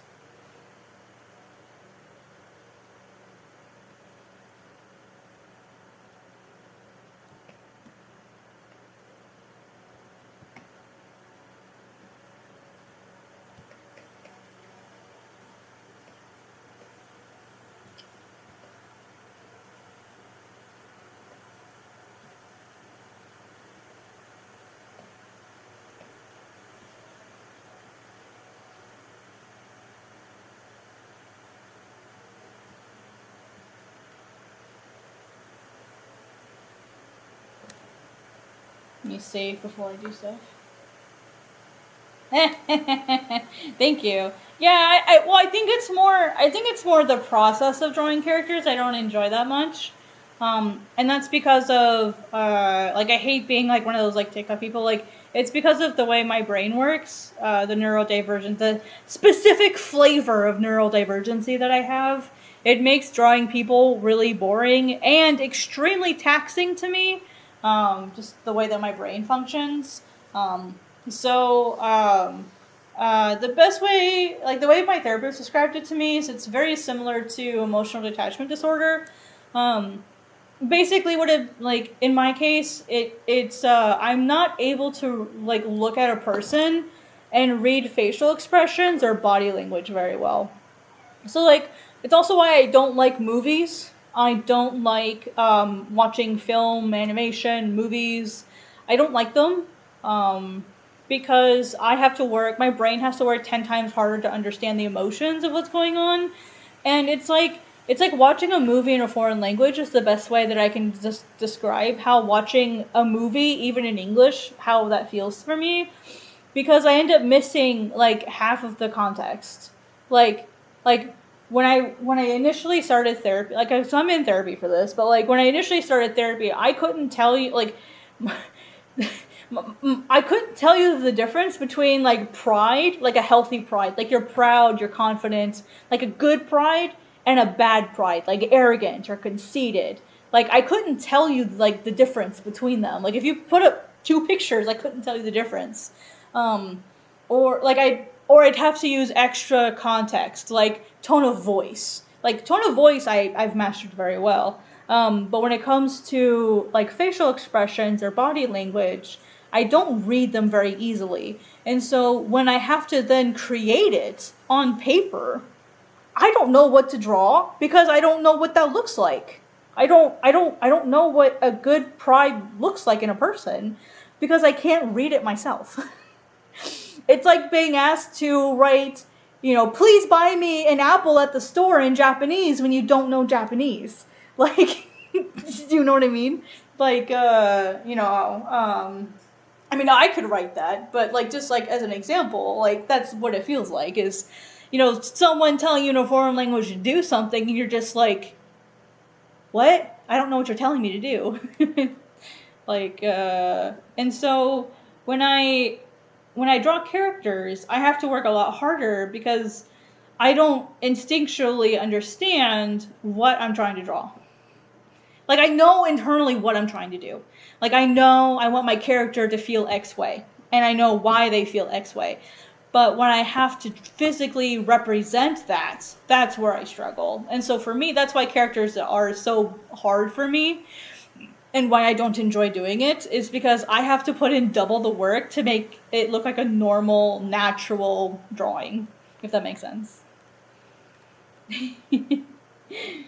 So yeah, my brain just has to work a lot harder.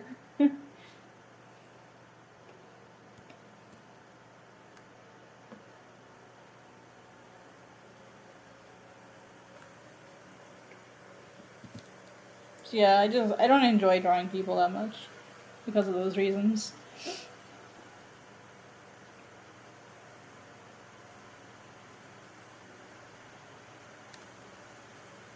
Yeah, I feel like a lot of people struggle with backgrounds because one, there's a lot of different options. I feel like part of it's overwhelm.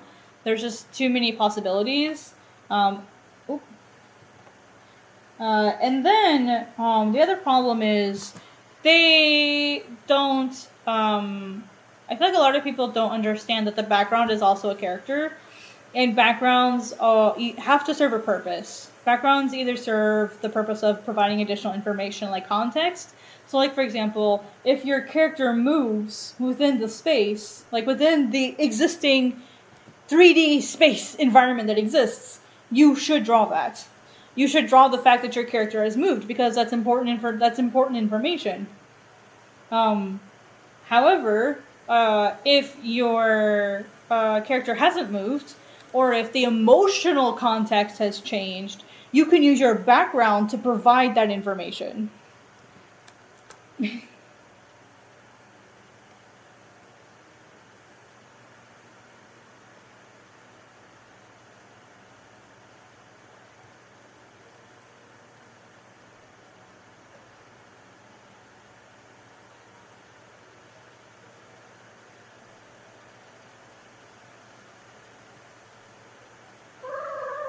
Hi, Miso. Yeah. Sorry, that was my cat. She was very loud. Come on, Miso. Yeah. Yeah. Do you want to sit next to me? Yeah. Miso, say hi to all the people. Say hello to all the lonely people.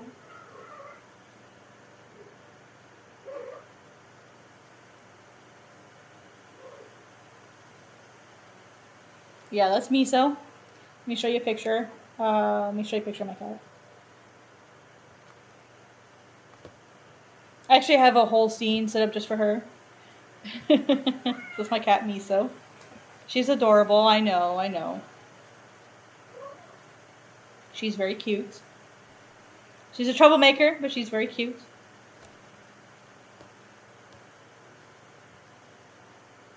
Oh, I forgot to turn it back to...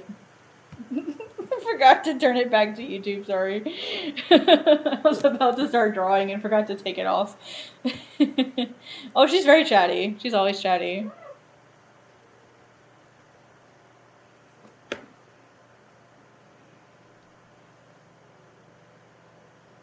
Trying to figure out how I want to do this.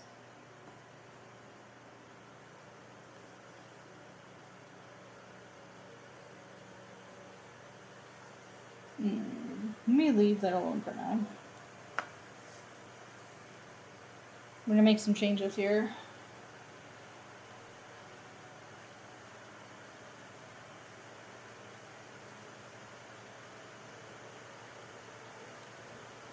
And sometimes I'll be making panels and I'll just have a completely different idea while I'm making it. So this is one of those times I have a completely different idea.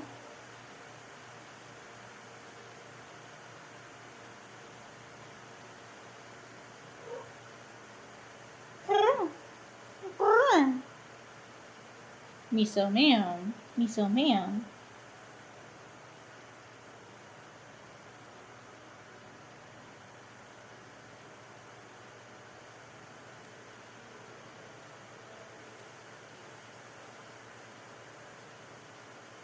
Oops. Actually, yeah, let's do this.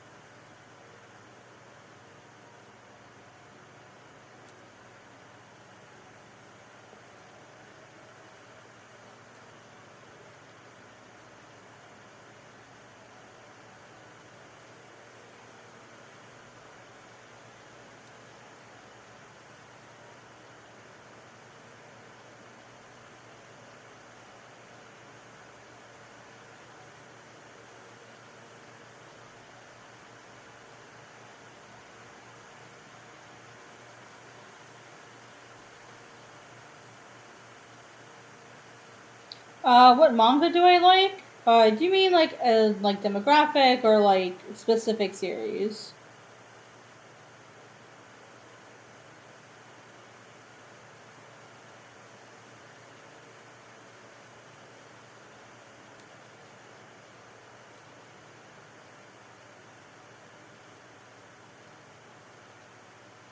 I guess I don't like drawing people also because I find them boring. I see people every day. Why the frick would I want to draw more of them? Like, I want something different. I want different beings. I want magic. Like, humans are boring. Like, why would I want more of them? You know what I mean? Like, there's that aspect too. But as far as like specific manga that I enjoy, right now I'm reading Blade of the Moon Princess. It's the shorter series by Tatsuya, who does Spy Family. I believe that's his name, Tatsuya. So I'm reading that one right now.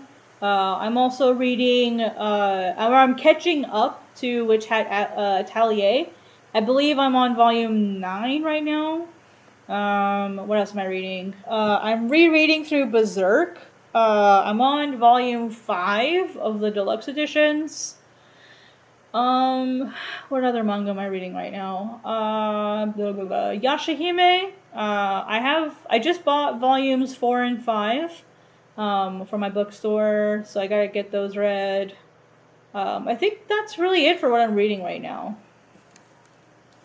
But as far as what I like, manga that I like, my favorite manga ever is probably Yu Yu Hakusho. It's my favorite one. It's one of my favorite manga. Really love that one. Special place in my heart. I'm gonna bring this up. So I want this to feel like a step down as we enter a new environment.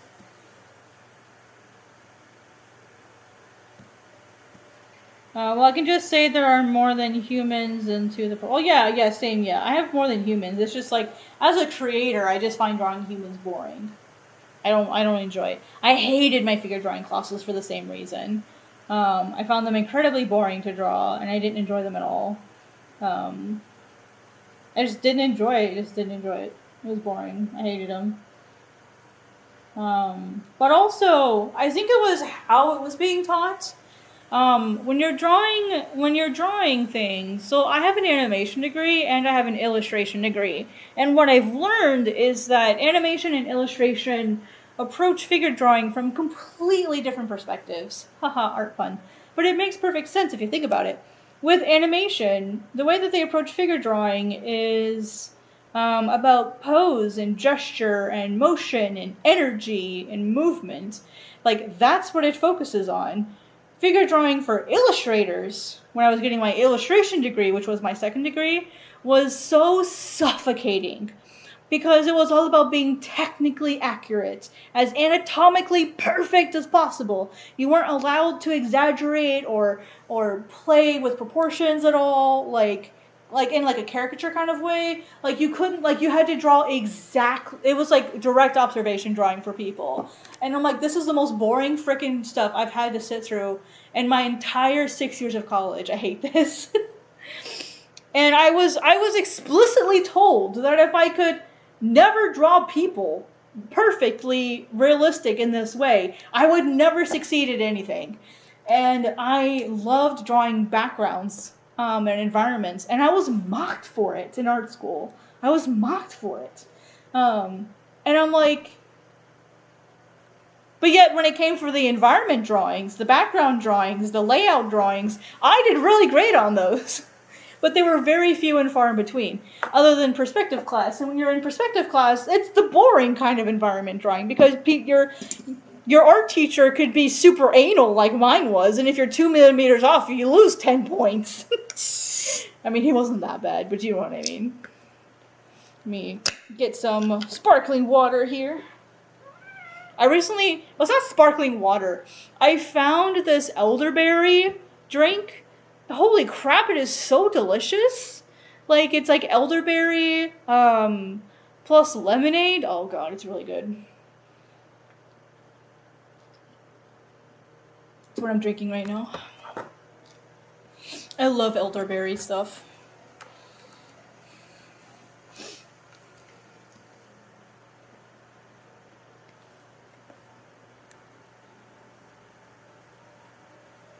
Yeah, figure drawing, like drawing people.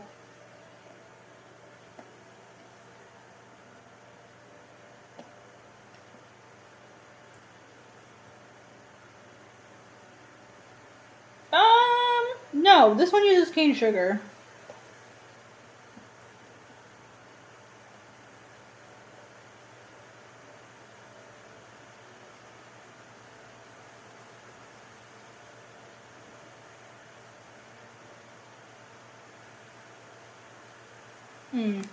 Yeah, I went through art school mainly because I didn't start drawing till I was like 17, 18. Before then, if I did draw, I was mostly just tracing stuff. Because I wasn't planning on going into art. I never wanted to be an artist. In fact, in my junior year of high school, I almost failed art class. I think I passed with like a C- or something. So like, I did not give a frick about drawing at all, really, until I started college. I mean, I drew a little bit in high school, but like I said, most of it was copying or tracing stuff that I saw online. Like, it wasn't like I was actually trying to draw or like trying to be better. I just didn't care that much about it. And then when I was going, so I was a STEM kid. I wanted to do science and animal conservation. I'd volunteered at like zoos and aquariums for like 5 years by that point. By the time I graduated, I was also a band kid, so like I played like 7 different instruments in high school. Um, so like that was what I was like going through like my like my last years of high school, and so drawing was never anything that I cared about at all. And then when I got into college, after my in the middle of my first year of college, I was falsely diagnosed with tuberculosis. But at the time, I didn't know it was false. I didn't learn it was a false diagnosis until like a couple months ago. And that was 15 years ago. No, tuberculosis. Oh no, percussion. No, percussion. No. I mean, yes. Percussion was one of them. My primary instrument was piccolo, of all things. That was my primary, like a tiny flute. That was my primary instrument, was piccolo. So that's what I did for a really long time, like 7 years. That's what I did with my life. But I also did tenor sax and jazz band. I did. I also played flute, so there's 3 of them. I also did alto sax. There's 4. I also did bass drum and kettle drum. I also did tenor bass drum and kettle drum. And then in my last year of high school, I did vibraphone, chimes, and cymbal in marching band. In like the pit area, like the group of drummers that stay on the field in like the very front near the audience. So I played lots of instruments throughout high school. So yeah, I did technically do percussion, but I also did woodwind, which was flute and piccolo.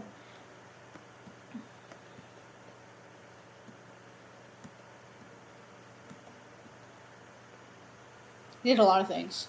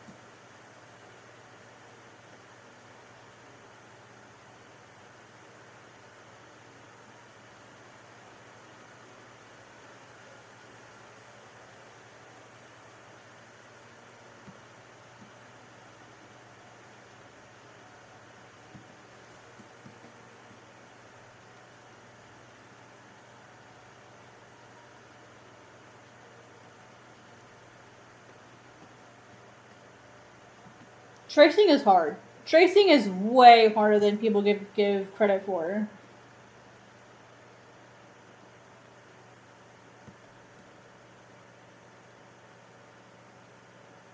This is not actually chapter 4. I don't believe it is. Oh, wait, yes it is. Yes it is. That is chapter 4.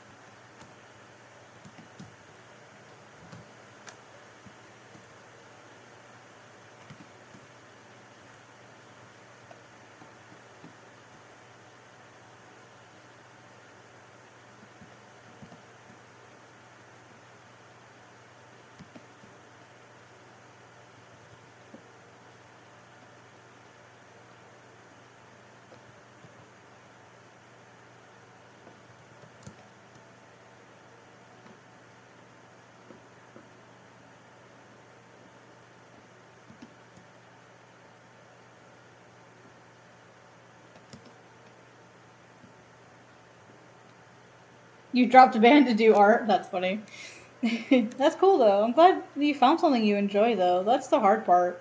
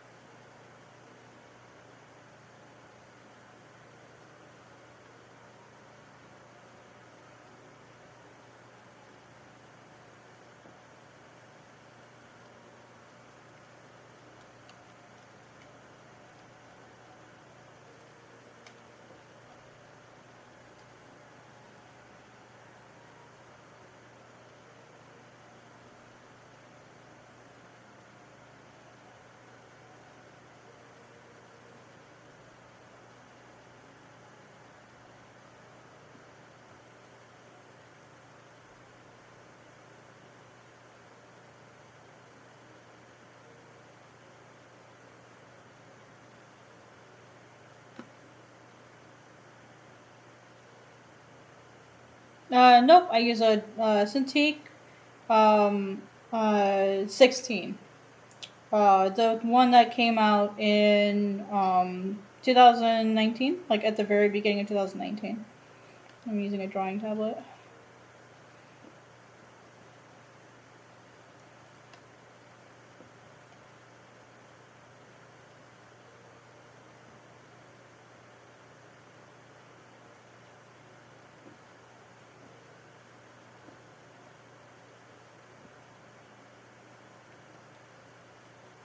I'm just sketching out the cover for chapter 2, or chapter 4, I mean, sorry.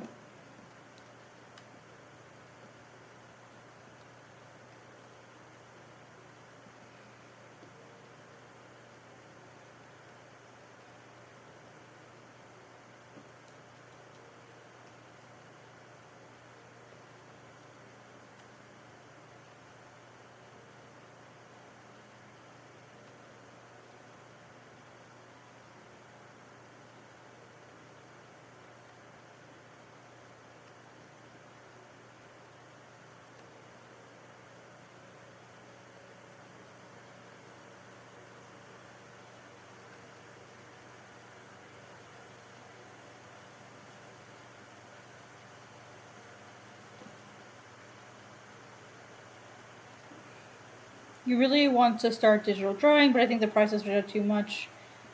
I think that depends on you, to be completely honest with you. I actually had someone ask me this question earlier today. My personal recommendation is to start with a screenless tablet, unless you are the type of person that is like super critically dependent on being able to see where your pen is going. I personally started on paper. I didn't switch over to digital. Well, I started drawing on paper in 2008, 2009 is when I started drawing.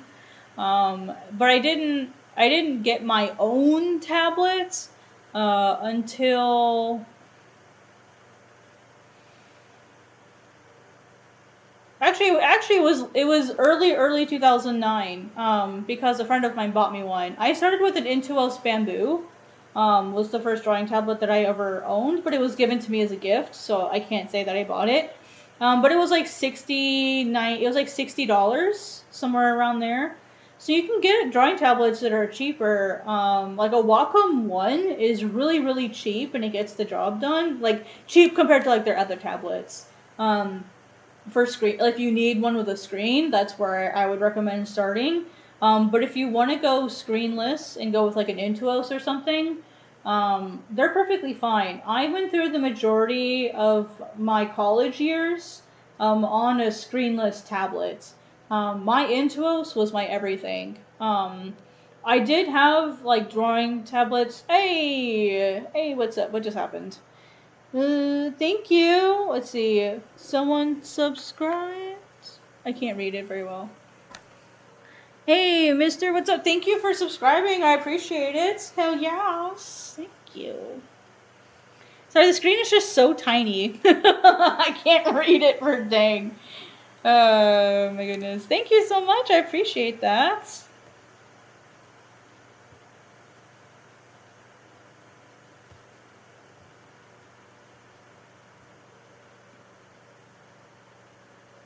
I'm still learning how to be a streamer, so I apologize. I'm so sorry. I love you. Thank you so much. It only like had your name up for like a few seconds because I forgot where I put it. I'm so sorry. Thank you. Anyway, so I would suggest starting with an Intuos. Intuos are usually pretty low barrier to entry as far as price goes. I would, if price is a huge issue for you, I feel like refurbished is an option. Wacom isn't the only option though. XP Pen tablets I have heard are pretty reliable as well. So I would definitely, if Wacom is too much for you, I would look at XP Pen. That'd be my recommendation. And I would start there. The thing is when you have a screenless tablet, you're looking at one screen, but your hand is moving on the table below you. I drew like that for a really long time. And I know a lot of other people started out that way. So if you think you can work with that, definitely start with that. And while you're working on getting used to digital artwork, you can save up for the next level up tablet. Yeah, exactly. Yeah, what Timothy said. It's really helpful to like have like something to put it on. Yeah, that can be really helpful too.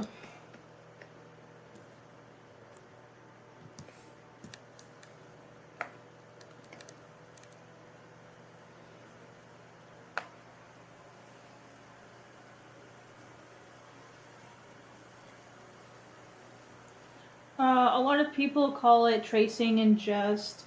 Oh yeah. So Timothy, I was actually hoping to be an inker one day. I did multiple inking tests for Dark Horse and Image. And I never heard back from any of them, which is fine. But that was like 10 years ago. That was 2015 that I did those inking tests, and I'm sure I'm a much better inker now than I was then. But I feel like inking is never tracing, it's embellishing. A good inker doesn't take away the style of whoever's your penciler. Like, it embellishes it. It's like the beautiful love child of both of your styles. That's like the way that I think of inking. But I never got hired as an inker. Which is why I moved on to manga. And then when it came to like applying or submitting to publishers, there were too many publishers that were like, your art is really nice and it's, you draw really well, but it looks too manga. Like, even though I was trying to draw like Western comics left or right, they're like, well, your stuff just looks too manga, and we're not sure if readers would like enjoy that. And so I kept getting rejected for looking like too much manga, which is fair. That's fair. They know what their audience wants. But it still kind of sucked, you know? Alright, cool. Sorry, guys. Take a second to stretch my hand.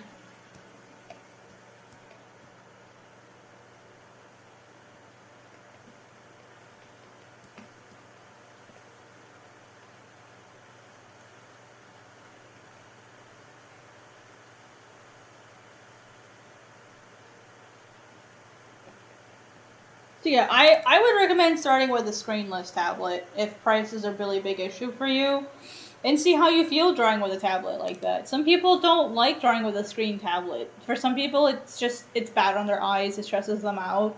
And also, it's really easy to get hunched over when you're doing that versus like when you're drawing with a screenless tablet. It's easier to like look up at the screen that you're working on versus like slumped over like George Perez. Do you mean George Perez as in like um as in the guy who does the oil paintings? The guy who does like the comic artist who does oil paintings? Do you mean that George Perez?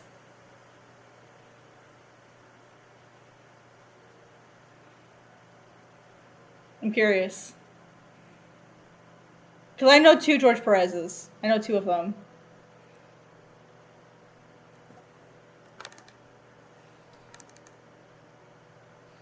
Based on context, I don't think that's who you mean.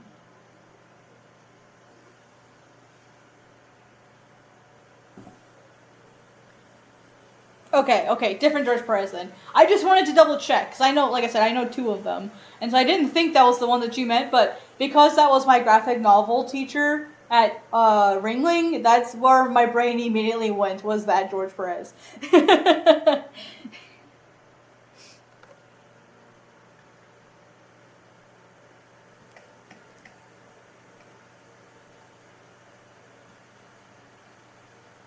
Okay, yeah. I just wanted to make sure, because like I said, I know two different George Perez's, and they both work in comics, which messes with me. The one that I'm thinking of did Ace. I think Ace is DC? Like a fighter plane comic. I'm pretty sure it might be Marvel. I'm a terrible person. I don't remember who he did it with.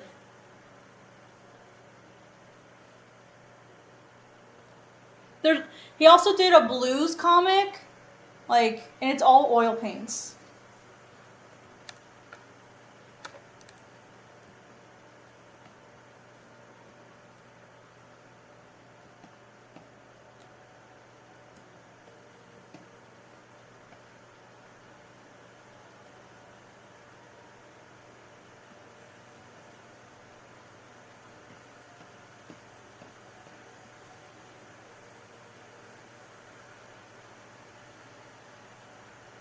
Sorry, I'm waiting on my file to open.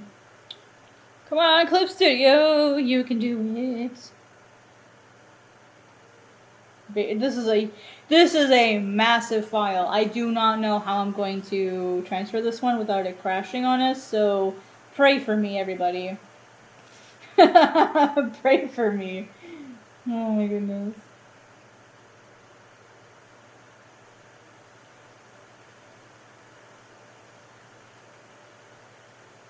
I'm just wondering if I even want this panel. Yeah.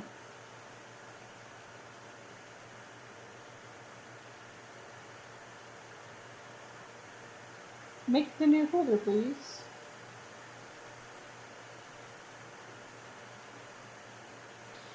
Yeah, I'm gonna. Oh, Clip Studio. All I did was try to make a new folder. See, I told you. Clip Studio is a big. I told you this page would give me trouble. I know that because it happened last time as well.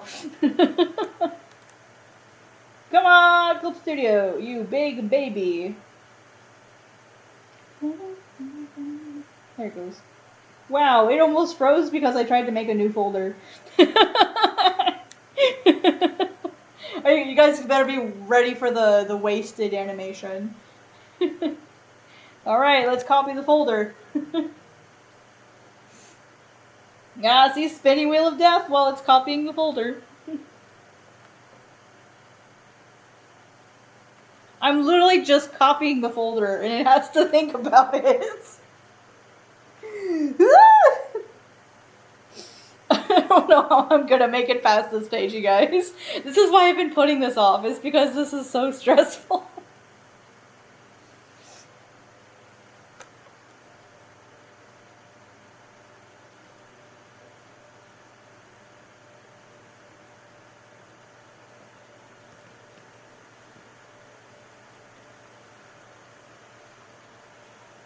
It's times like this where I ask myself, Art Crumbs, have you even thought about using less layers? And the answer is hell no! Because I know that just couldn't happen for me. No can do, boss.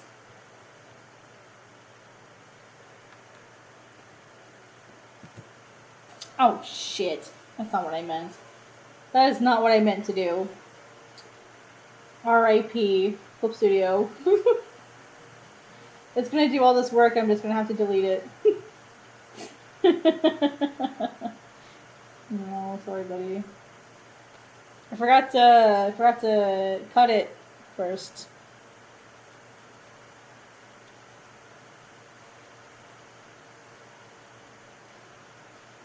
Damn it! Here.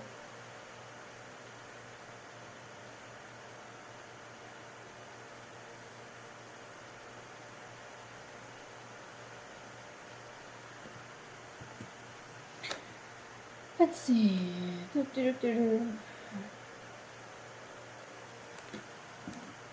I'm almost done, you guys. I know I've kind of been like taking the piss and just goofing around, but yeah, they're changing, but they're never changing. It's like, yeah, like they change, but they never change. They're hard to describe. It's basically the same old stuff, just rehashed over and over again in different ways. With like multiverses and stuff, and I don't like multiverse stuff. It just frustrates me so much. When you were starting out on drawing, was landscaping a thing you struggled with? Oh, landscapes? Absolutely. Oh yeah, I struggled with, I definitely struggled. Actually, if you guys want, I have an art book that I've started. And if you want, I can show you guys some of my older artwork. I have it on my computer if you guys want to look at it.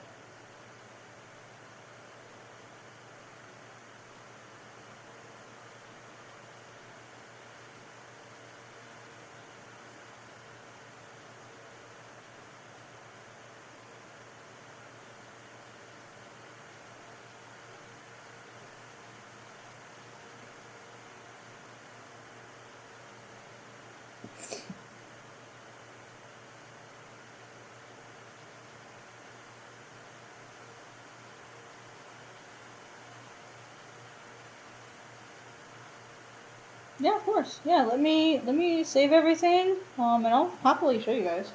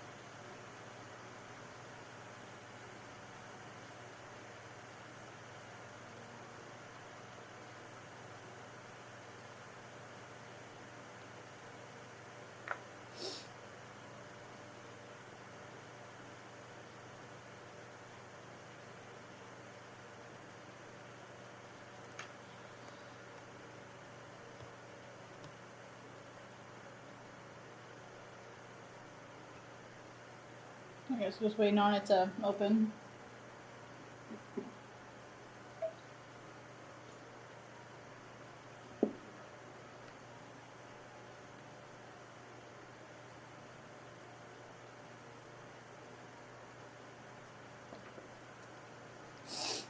So I have artwork through like my first year of college, but then I also, oopsie, did not mean create.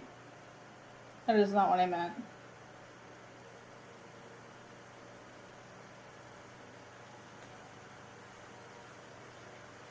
I also have all of these folders here.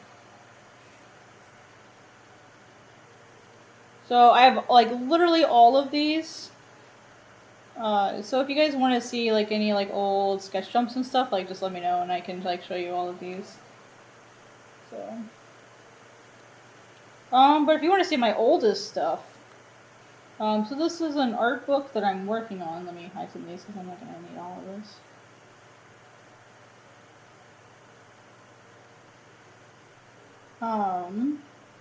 So I used to do these things that were called sketch dumps.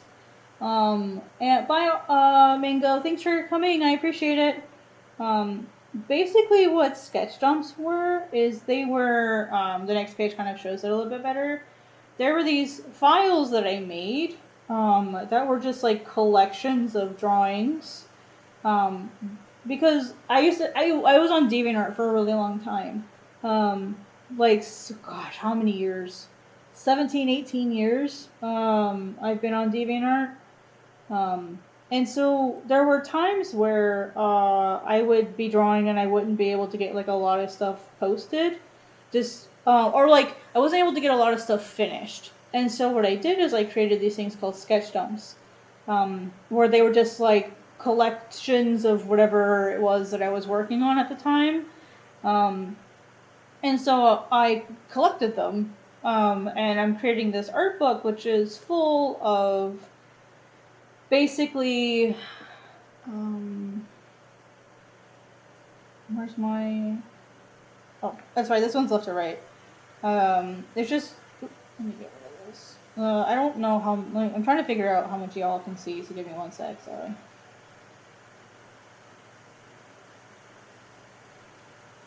Gotta resize it here, sorry, fam. I'm just resizing it really quick, so you guys can see.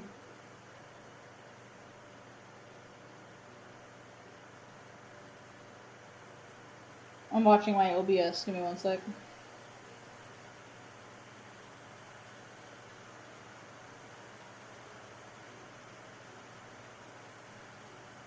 I don't post a there we go, we got it. Okay, I don't post a DeviantArt anymore because of the whole AI thing.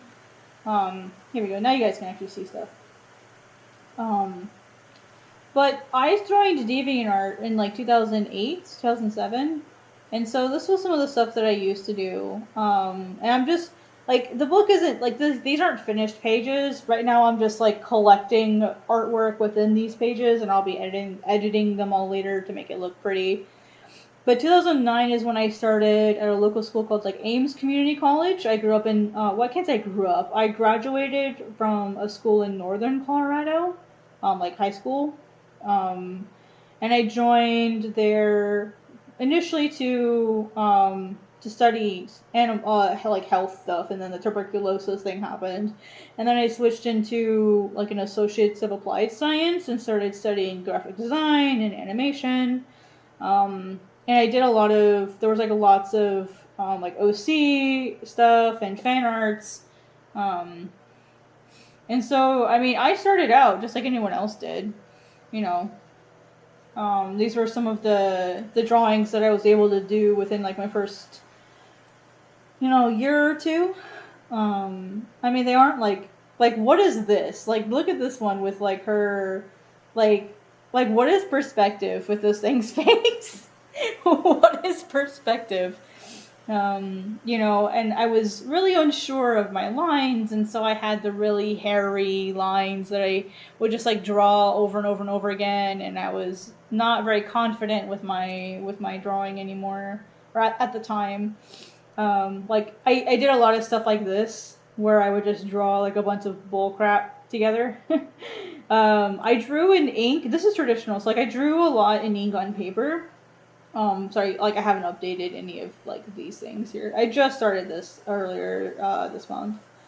But so like yeah, I can't say that I was really comfortable drawing for a long time. Like I was really not confident in a lot of my work. But well, remember this is my second year of drawing though. I'd already had 1 year of drawing. So. But I also was like taking dedicated classes for artwork. My graphic design and animation class had like dedicated drawing classes, dedicated figure drawing classes, dedicated graphics arts classes. I was also taking animation, so I was learning a lot about art in a really short period of time. But I was still not very confident in my work. I drew so much. Let me put it to you this way. In the 6 years that I was in art school, from the first 3 years were at the local community college, and the second 3 years were at like a fancy art school.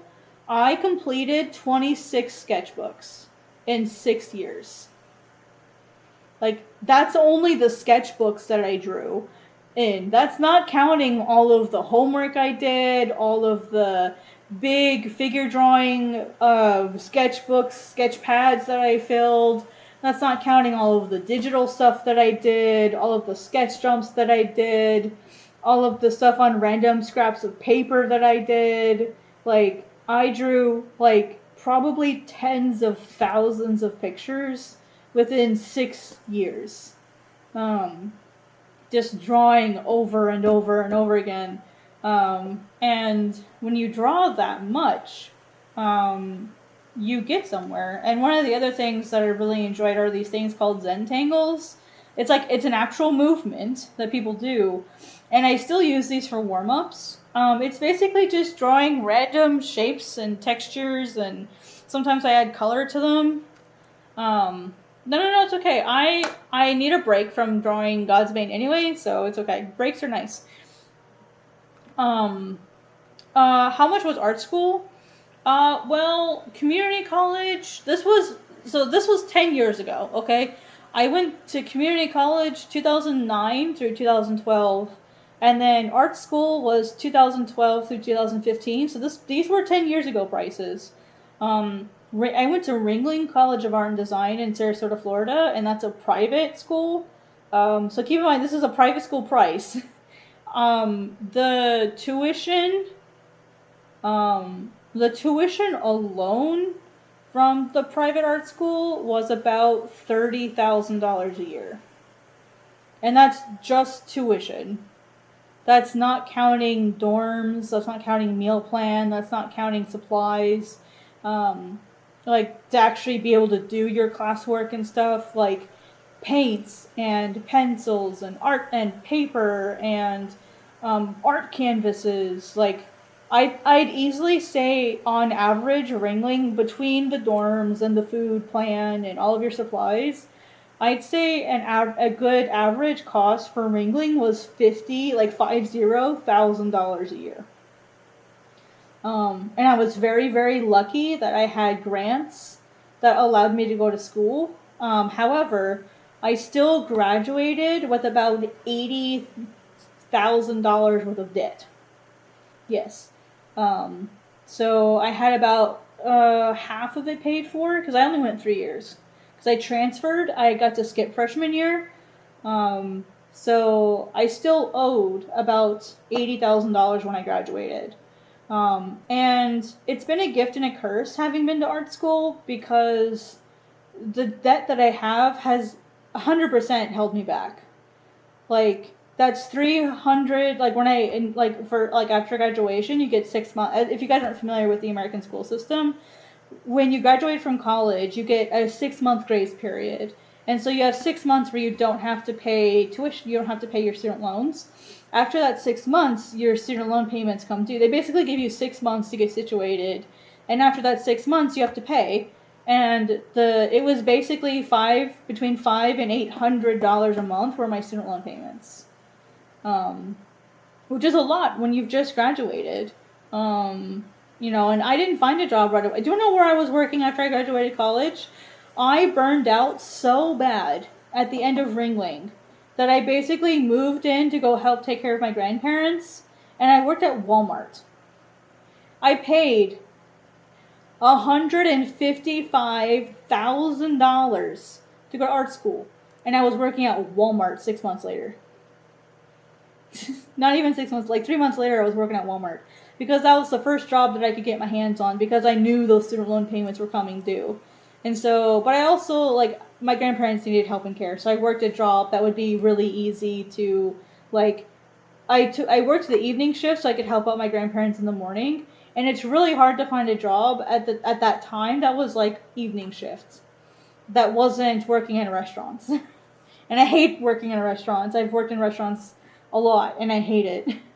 I mean, if you're a good server, it's really good money. But I hated being a server because I was constantly abused as a server by customers, and I didn't want to fucking deal with that shit anymore. So I worked at Walmart, which is fucking ironic because Walmart is probably the one job that's worse than working in food service, to be completely honest with you guys. But anyway, so this is during, so all of like these drawings are during my animation years when I was like studying animation. I drew a lot of animals. You can tell that I'm not drawing a lot of people because I don't like drawing people. I prefer to draw animals and yokai and spirits and environments and all kinds of other stuff. So I did a lot of that. It was also the year that I came up with Auk. If you guys aren't familiar with Auk, that's okay. Auk was originally the main character in Godsbane. So I created him like formally in 2011. I technically did the first drawing for him in 2009, but I didn't do anything with his character until 2011. When I needed a character for my animation classes, and so I ended up going with him as like a dummy to like practice animating with. And I just kind of like kept drawing him, and it was fun. He was this like super silly, dumb like fox character, and so I just kept drawing him. And then in 2012, I had like a zoo trip. Like that was when I was finishing up my animation degree. I was doing a lot of drawings at zoos and aquariums. Like all of these drawings on the right, I did in person at a zoo. They're not very good. But they got me into Ringling. Somewhere around here I've got my Ringling portfolio. As far as like what I submitted to get into Ringling. But I started drawing a little bit more variation in like what I was drawing, and I started being a little bit more experimental with the mediums that I toyed with. I mean, I still did a lot of digital, but I did a lot of traditional art as well. I was more traditional than digital, but digital was great for experimenting and pushing limits. And traditional was more for being safe and doing like final artwork is sort of the way that I approached it. But I kept drawing Auk, and I just thought he was a fun character. And then in 2012, you guys might recognize this little character here, maybe. That's Coco. The character that you guys saw in chapter 3 of Godsbane. It's the same Coco. He's grown a lot over the years. So has Auk. Auk actually still exists in Godsbane, but he's not the main character anymore. Let me see here. Aros became the main character, I want to say in 2018. 2019 is when Aros became the main character. Aros was initially here, let me actually show you Aros. I don't know if you guys have actually seen him.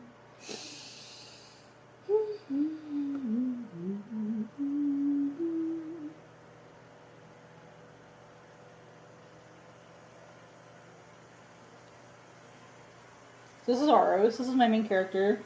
He wasn't the main character for a really long time. He was just like a side character that didn't mean anything. But now he's the main character. Auk and Coco were initially the main characters forever ago. Let me see. Is there more? Yeah. So 2012 in May of 2012. I graduated from Ames Community College, and then in fall of 2012, I started at Ringling College of Art and Design. And so a lot of these drawings, like these ones here on the left, are from my painting classes.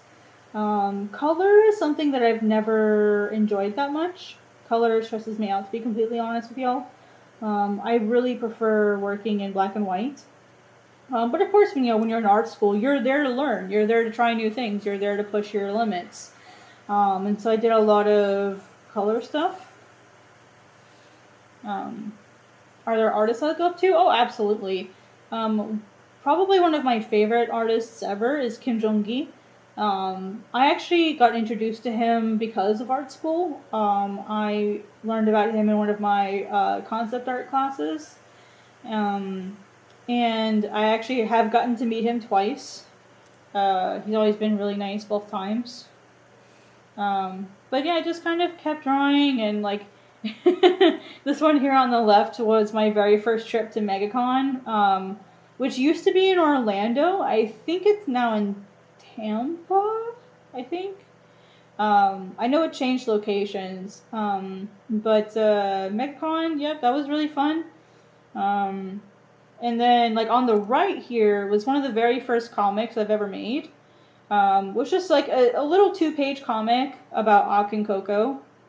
And at this point, I knew that I wanted to make a story with Ak and Coco, but I didn't know what type of story I wanted to tell. I just knew that they didn't like each other. I knew that Ak and Coco didn't like each other at all. And so I wanted to keep experimenting with that. And in this particular little comic, Coco tells Ak that he has the day off. And so Ak goes off to this like apple tree, and he like climbs this big apple tree, and he like leaps for this apple, but it moves last minute out of the way. And he falls into the water, and like Sayo, this is Sayo, remember the heron that you guys saw like when I was drawing earlier? Sayo and Coco, Sayo's like, that was so mean, basically, and Coco's like, I don't care, like he's lucky that's all I did, or something like that. Yeah, because, you know, they don't like each other. And then I'm still working on organizing these, but these are some other pages, like other artworks that I did in 2013. I was really starting to experiment more with character design, specifically like creatures. These pages here are with the pen and the black marker, are some of the original drawings of Amat, which is the villain of Godsbane. This was sort of like some of my first drawings of him, trying to figure out like what I wanted him to look like all those years ago. 11 years ago. Yeah, for sure. But yeah, we all start somewhere. One of the other weird things I started doing at this time, and I still do it occasionally, is I started these hyper, like really crazy detailed ink drawings for like no freaking reason. I just, and I worked on this drawing for a really long time. Like between classes or while I was listening to lectures, I would whip this out and start doodling and stuff. Oh, excuse me, sorry. And this is just a little drawing of Ak. Done in, like that's the actual like marker that it was done in. And then I tried to draw people, but I still didn't feel very comfortable with people. These are like a group of like warriors that work together, I guess. And that's all I have here. But I do have more. I have lots more. I have so much more.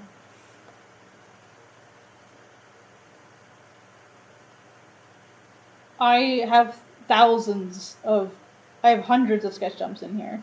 What's 2014? Look at all of these. This is all this is all of the 2014 ones.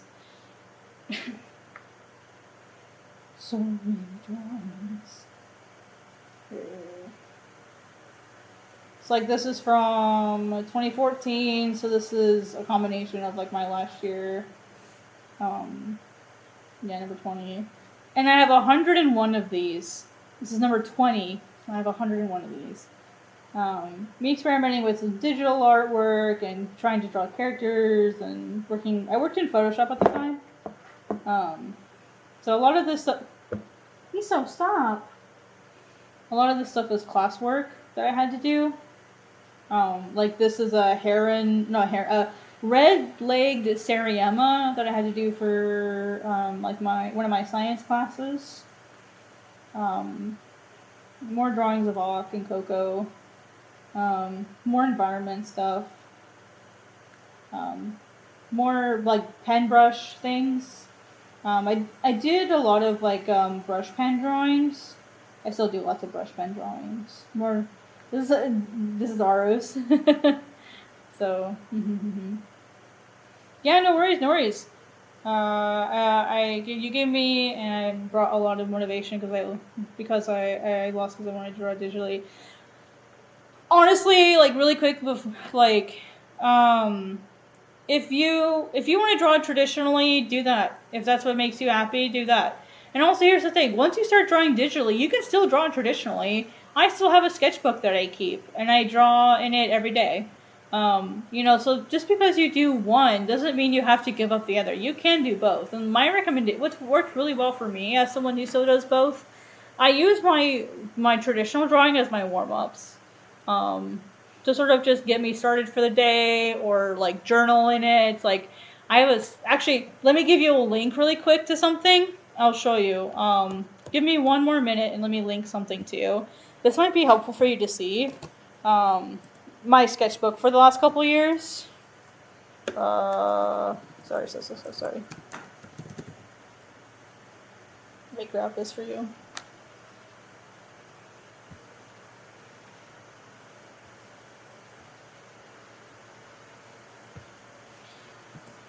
It's free to look at. You don't have to pay anything to read this. Just FYI. It's called Untitled Diary of a Mangaka. And it's something that I'm going to be updating here really soon. I'm just trying to get all the pages updated, and it takes forever to do. So this is a diary series that I have, and I just make it for fun. And the whole point of this is just to doodle stuff. Like, this is my older sketchbook. I've been keeping this book for a couple years. And basically all it is it's just, like, so this is my sketchbook. When I draw in here, I just do whatever I feel like. Like, I don't try to make it pretty, I don't try to make it fancy, I don't try to make it perfect. I mean, like, I draw in ink all the time, I don't even always use pencil, sometimes I just go straight. I tape stuff in here. Like, these are, like, this is digital art that I did, and I pasted it in here. I've got, like washi tape, which is, like, decorative tape. I've got Post-it notes. Sometimes there's actually a couple of food wrappers in here. There's stickers. Like, with a food wrapper, like, if I like the color the color palette that it used, I'll put it in my sketchbook so I can, like, use the color palette again later. Like, this is digital, like an old comic book page that I just really liked. I just liked how it came out, so I put it in here. Stickers and stuff, like these are all stickers over here in the corner. I just like the sticker. These are pressed flowers. Like, I have a flower press, and so I'll press flowers and stuff, and I'll put them in here. Here's another one, another, like, pressed flower. So, like, yeah, don't worry too much about, like, your stuff. If traditional is still really important to you, keep doing that. You don't have to stop it. So, digital can be. Oh, this is Poem, by the way.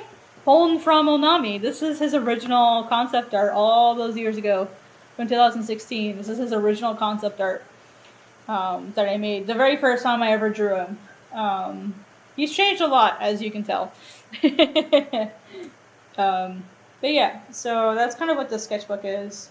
It's just a collection of nonsense that I've, like, put together. Even my notes from, like, business class, because I had a business class that I did. So this is a waterfall that I drew, like, from real life. Like, I actually went to the waterfall and I drew it using black and white pen and ink. Like, there's Copic marker in here. There's, like, actual, like, white dots that I used with, like, a brush to flick. That way I could get, like, the spray effect in here. These are some more waterfall sketches. These are stickers that I made. These two are stickers that I made that I just put them in here. Like an old sketch that I did. Some drawings for bats I'd love to finish one day. Yeah. Yeah, all of my, I used to do Godsbane traditionally on paper.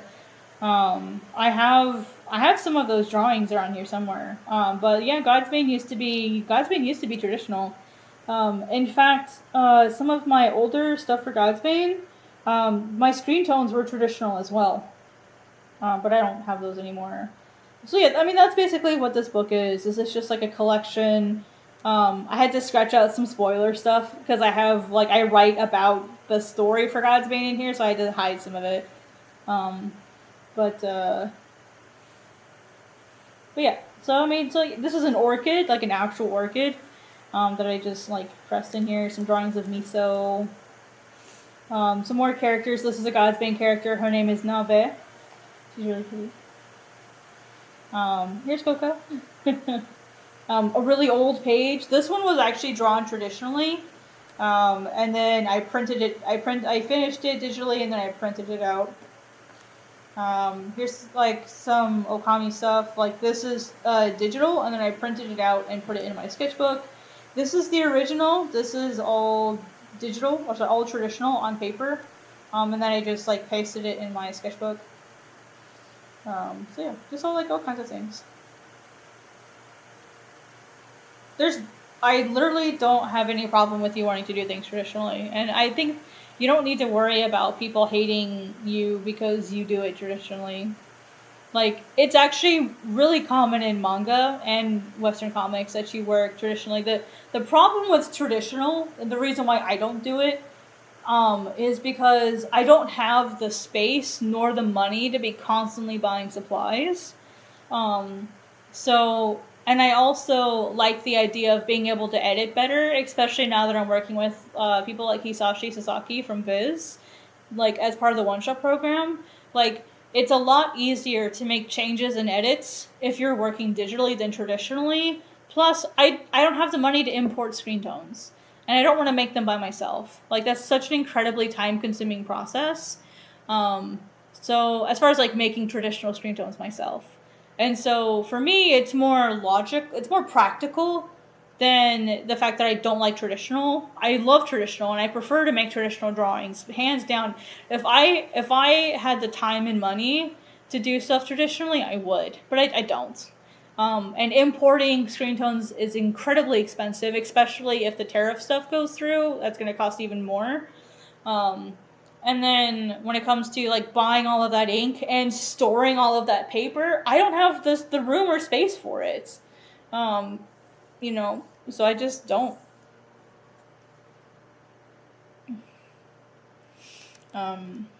Yeah. Just more stuff.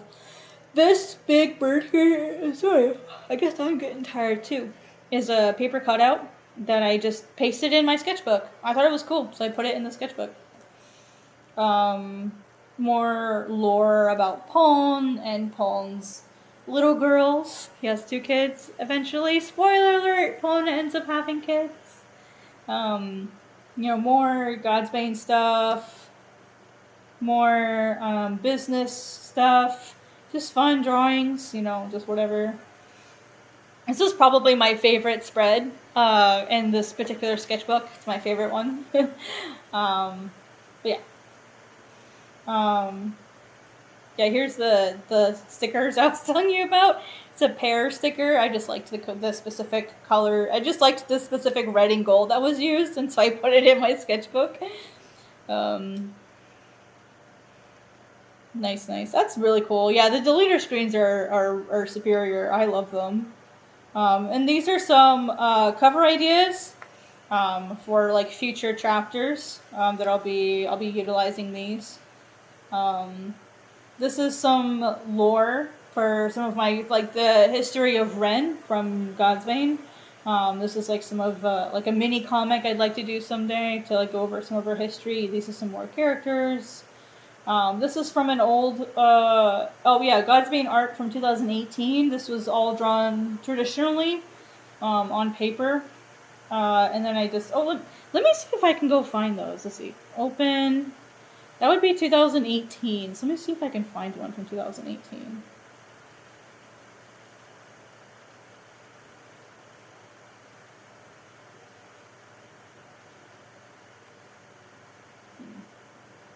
Be like mid 2018 probably.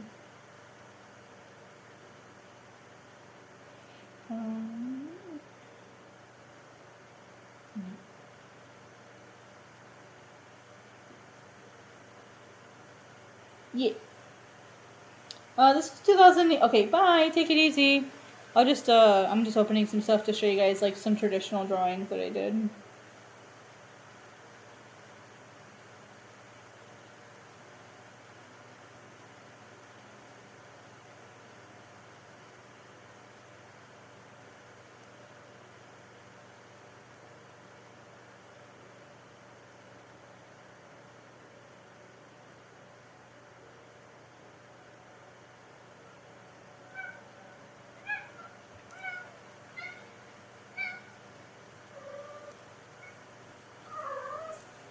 So let's do this one first. There we go. This is when I was working at a gas station. This was probably the darkest time of my life, just because some of the stuff that I was going through at the time. Um, I had like a lot of these really old scraps of paper just sitting underneath the desk that we used for like writing down like little bits of information, and so I would draw on them. This was the result of like one day's worth of drawing on my breaks. Just lots of little doodles and stuff. And then I also had my sketchbook with me. I had these little tiny little notebooks that I did a bunch of sketches in. That I would just like doodle with highlighters or Sharpie pens or little Bic pens, like whatever I happen to have with me. This is like a manga called Halloween Pajama that I really enjoyed at the time, and so I did some like doodles for it. Here's another Halloween pajama doodle. Some stuff from my sketchbook. Miso. Miso watching me while I worked on this animation. Some really fun stuff. Just some more drawings while I was like at work. And then once my boss figured out that I could draw, so this is funny actually. So the town that I lived in was only like 700 people. It was a really, really small town. And we put out cake in these little, like, plastic cartons. And one day, I just decided to draw on them for fun. I was trying to think of a way to sell more of them. And so I just started drawing on them for fun. And I mean, obviously, I didn't do anything super serious with them. But people loved this. Look at all of these. It was pheasant hunting season, and so I started drawing turkeys and pumpkins and pheasants on them, and people loved it. They loved these, and we started selling more cake. People loved coming in and seeing what I drew on them for that particular day, and it worked really well. And then when Christmas time came, I started doing Christmas themes. And so yeah, that's how I started selling more cake. Is I started drawing on the boxes. And then these are just more drawings. Most of these are traditional. But this time in my life was really, really hard because I was working like 70 hours a week at work. I was constantly working. Oh, here's some stuff I did for like Halloween. I got some henna, and I drew on my body I drew with some henna, and then I like colored them in with Copic markers, which is not a good idea, by the way. Don't do that ever. Don't do that. Don't do what I did. But I just drew kind of like all over for fun. People really liked it. They thought it was super cool. Yeah. So just more. Yeah, I we saw this earlier. I kept working on this some more. We had these cool covers for like our special coffee flavors, and the pumpkin spice one got lost. And my boss looked at me and goes, "Hey, do you want to draw a new cover for our pumpkin spice machine?" I'm like, "Hell yeah, I do!" And so I got the honor of drawing our new pumpkin spice cover. And so, like, despite everything I was going through, like, I found ways to be creative, going through everything. And then this was just a couple months later. I had just started my internship with Tokyo Pop. And these were some of the doodles that I did, like on my lunch break, or just during the day, whatever I was doing, or maybe at home after I was done for the day or whatever. Warm ups. A lot of these are warm ups. So yeah, lots of traditional. These are all traditional, by the way. So just with a pen, no pencil or anything. I just drew whatever it felt like that day. So just more doodles, I guess. Stuff. Yeah. Just stuff. Yeah, stuff like that. So yeah, that's how I keep the traditional alive. Even though and I still do this kind of stuff. I have so many sketches that I can show people, and that's why I decided to make the art book. Is so that I can kind of show everyone this kind of stuff. There's a lot of pages left to fill. Oh my gosh, I can't believe I forgot about the animated cat thing. So I had this really dumb comic that I used to make called Animated Cat, and I'm fully intending on including it in this book. There's, oh my gosh, how many of them are there? I forget how many I made. I think there's like 64 of them, I think, somewhere in there. But they're just really silly, stupid things that I did while I was going through college. Some of them are really dumb. But anyway, I'm going to go ahead and end the stream. It's 1 a.m. here. Getting kind of tired. So, thanks guys for joining me. I'm sorry that I didn't do like a lot of Godsbane stuff, but I got what I needed done. I finished chapter 3. Chapter 3 is ready for editing some of the... basically what the next step is going to be from here is all of my panels, they've been adjusted, they've been moved however they need to be moved. Unfortunately, because those pages are so old, I have to redraw a lot of it, so almost all of the characters have to be redrawn, except for Coco and Sayo, the 2 birds. So I basically have to do a lot of redrawing for those, and so that'll be what I do next, is going through each of the pages, identifying what needs to be redrawn, and then I have to re-letter the entire chapter, which is going to be annoying as hell. So I'm going to go through that as well.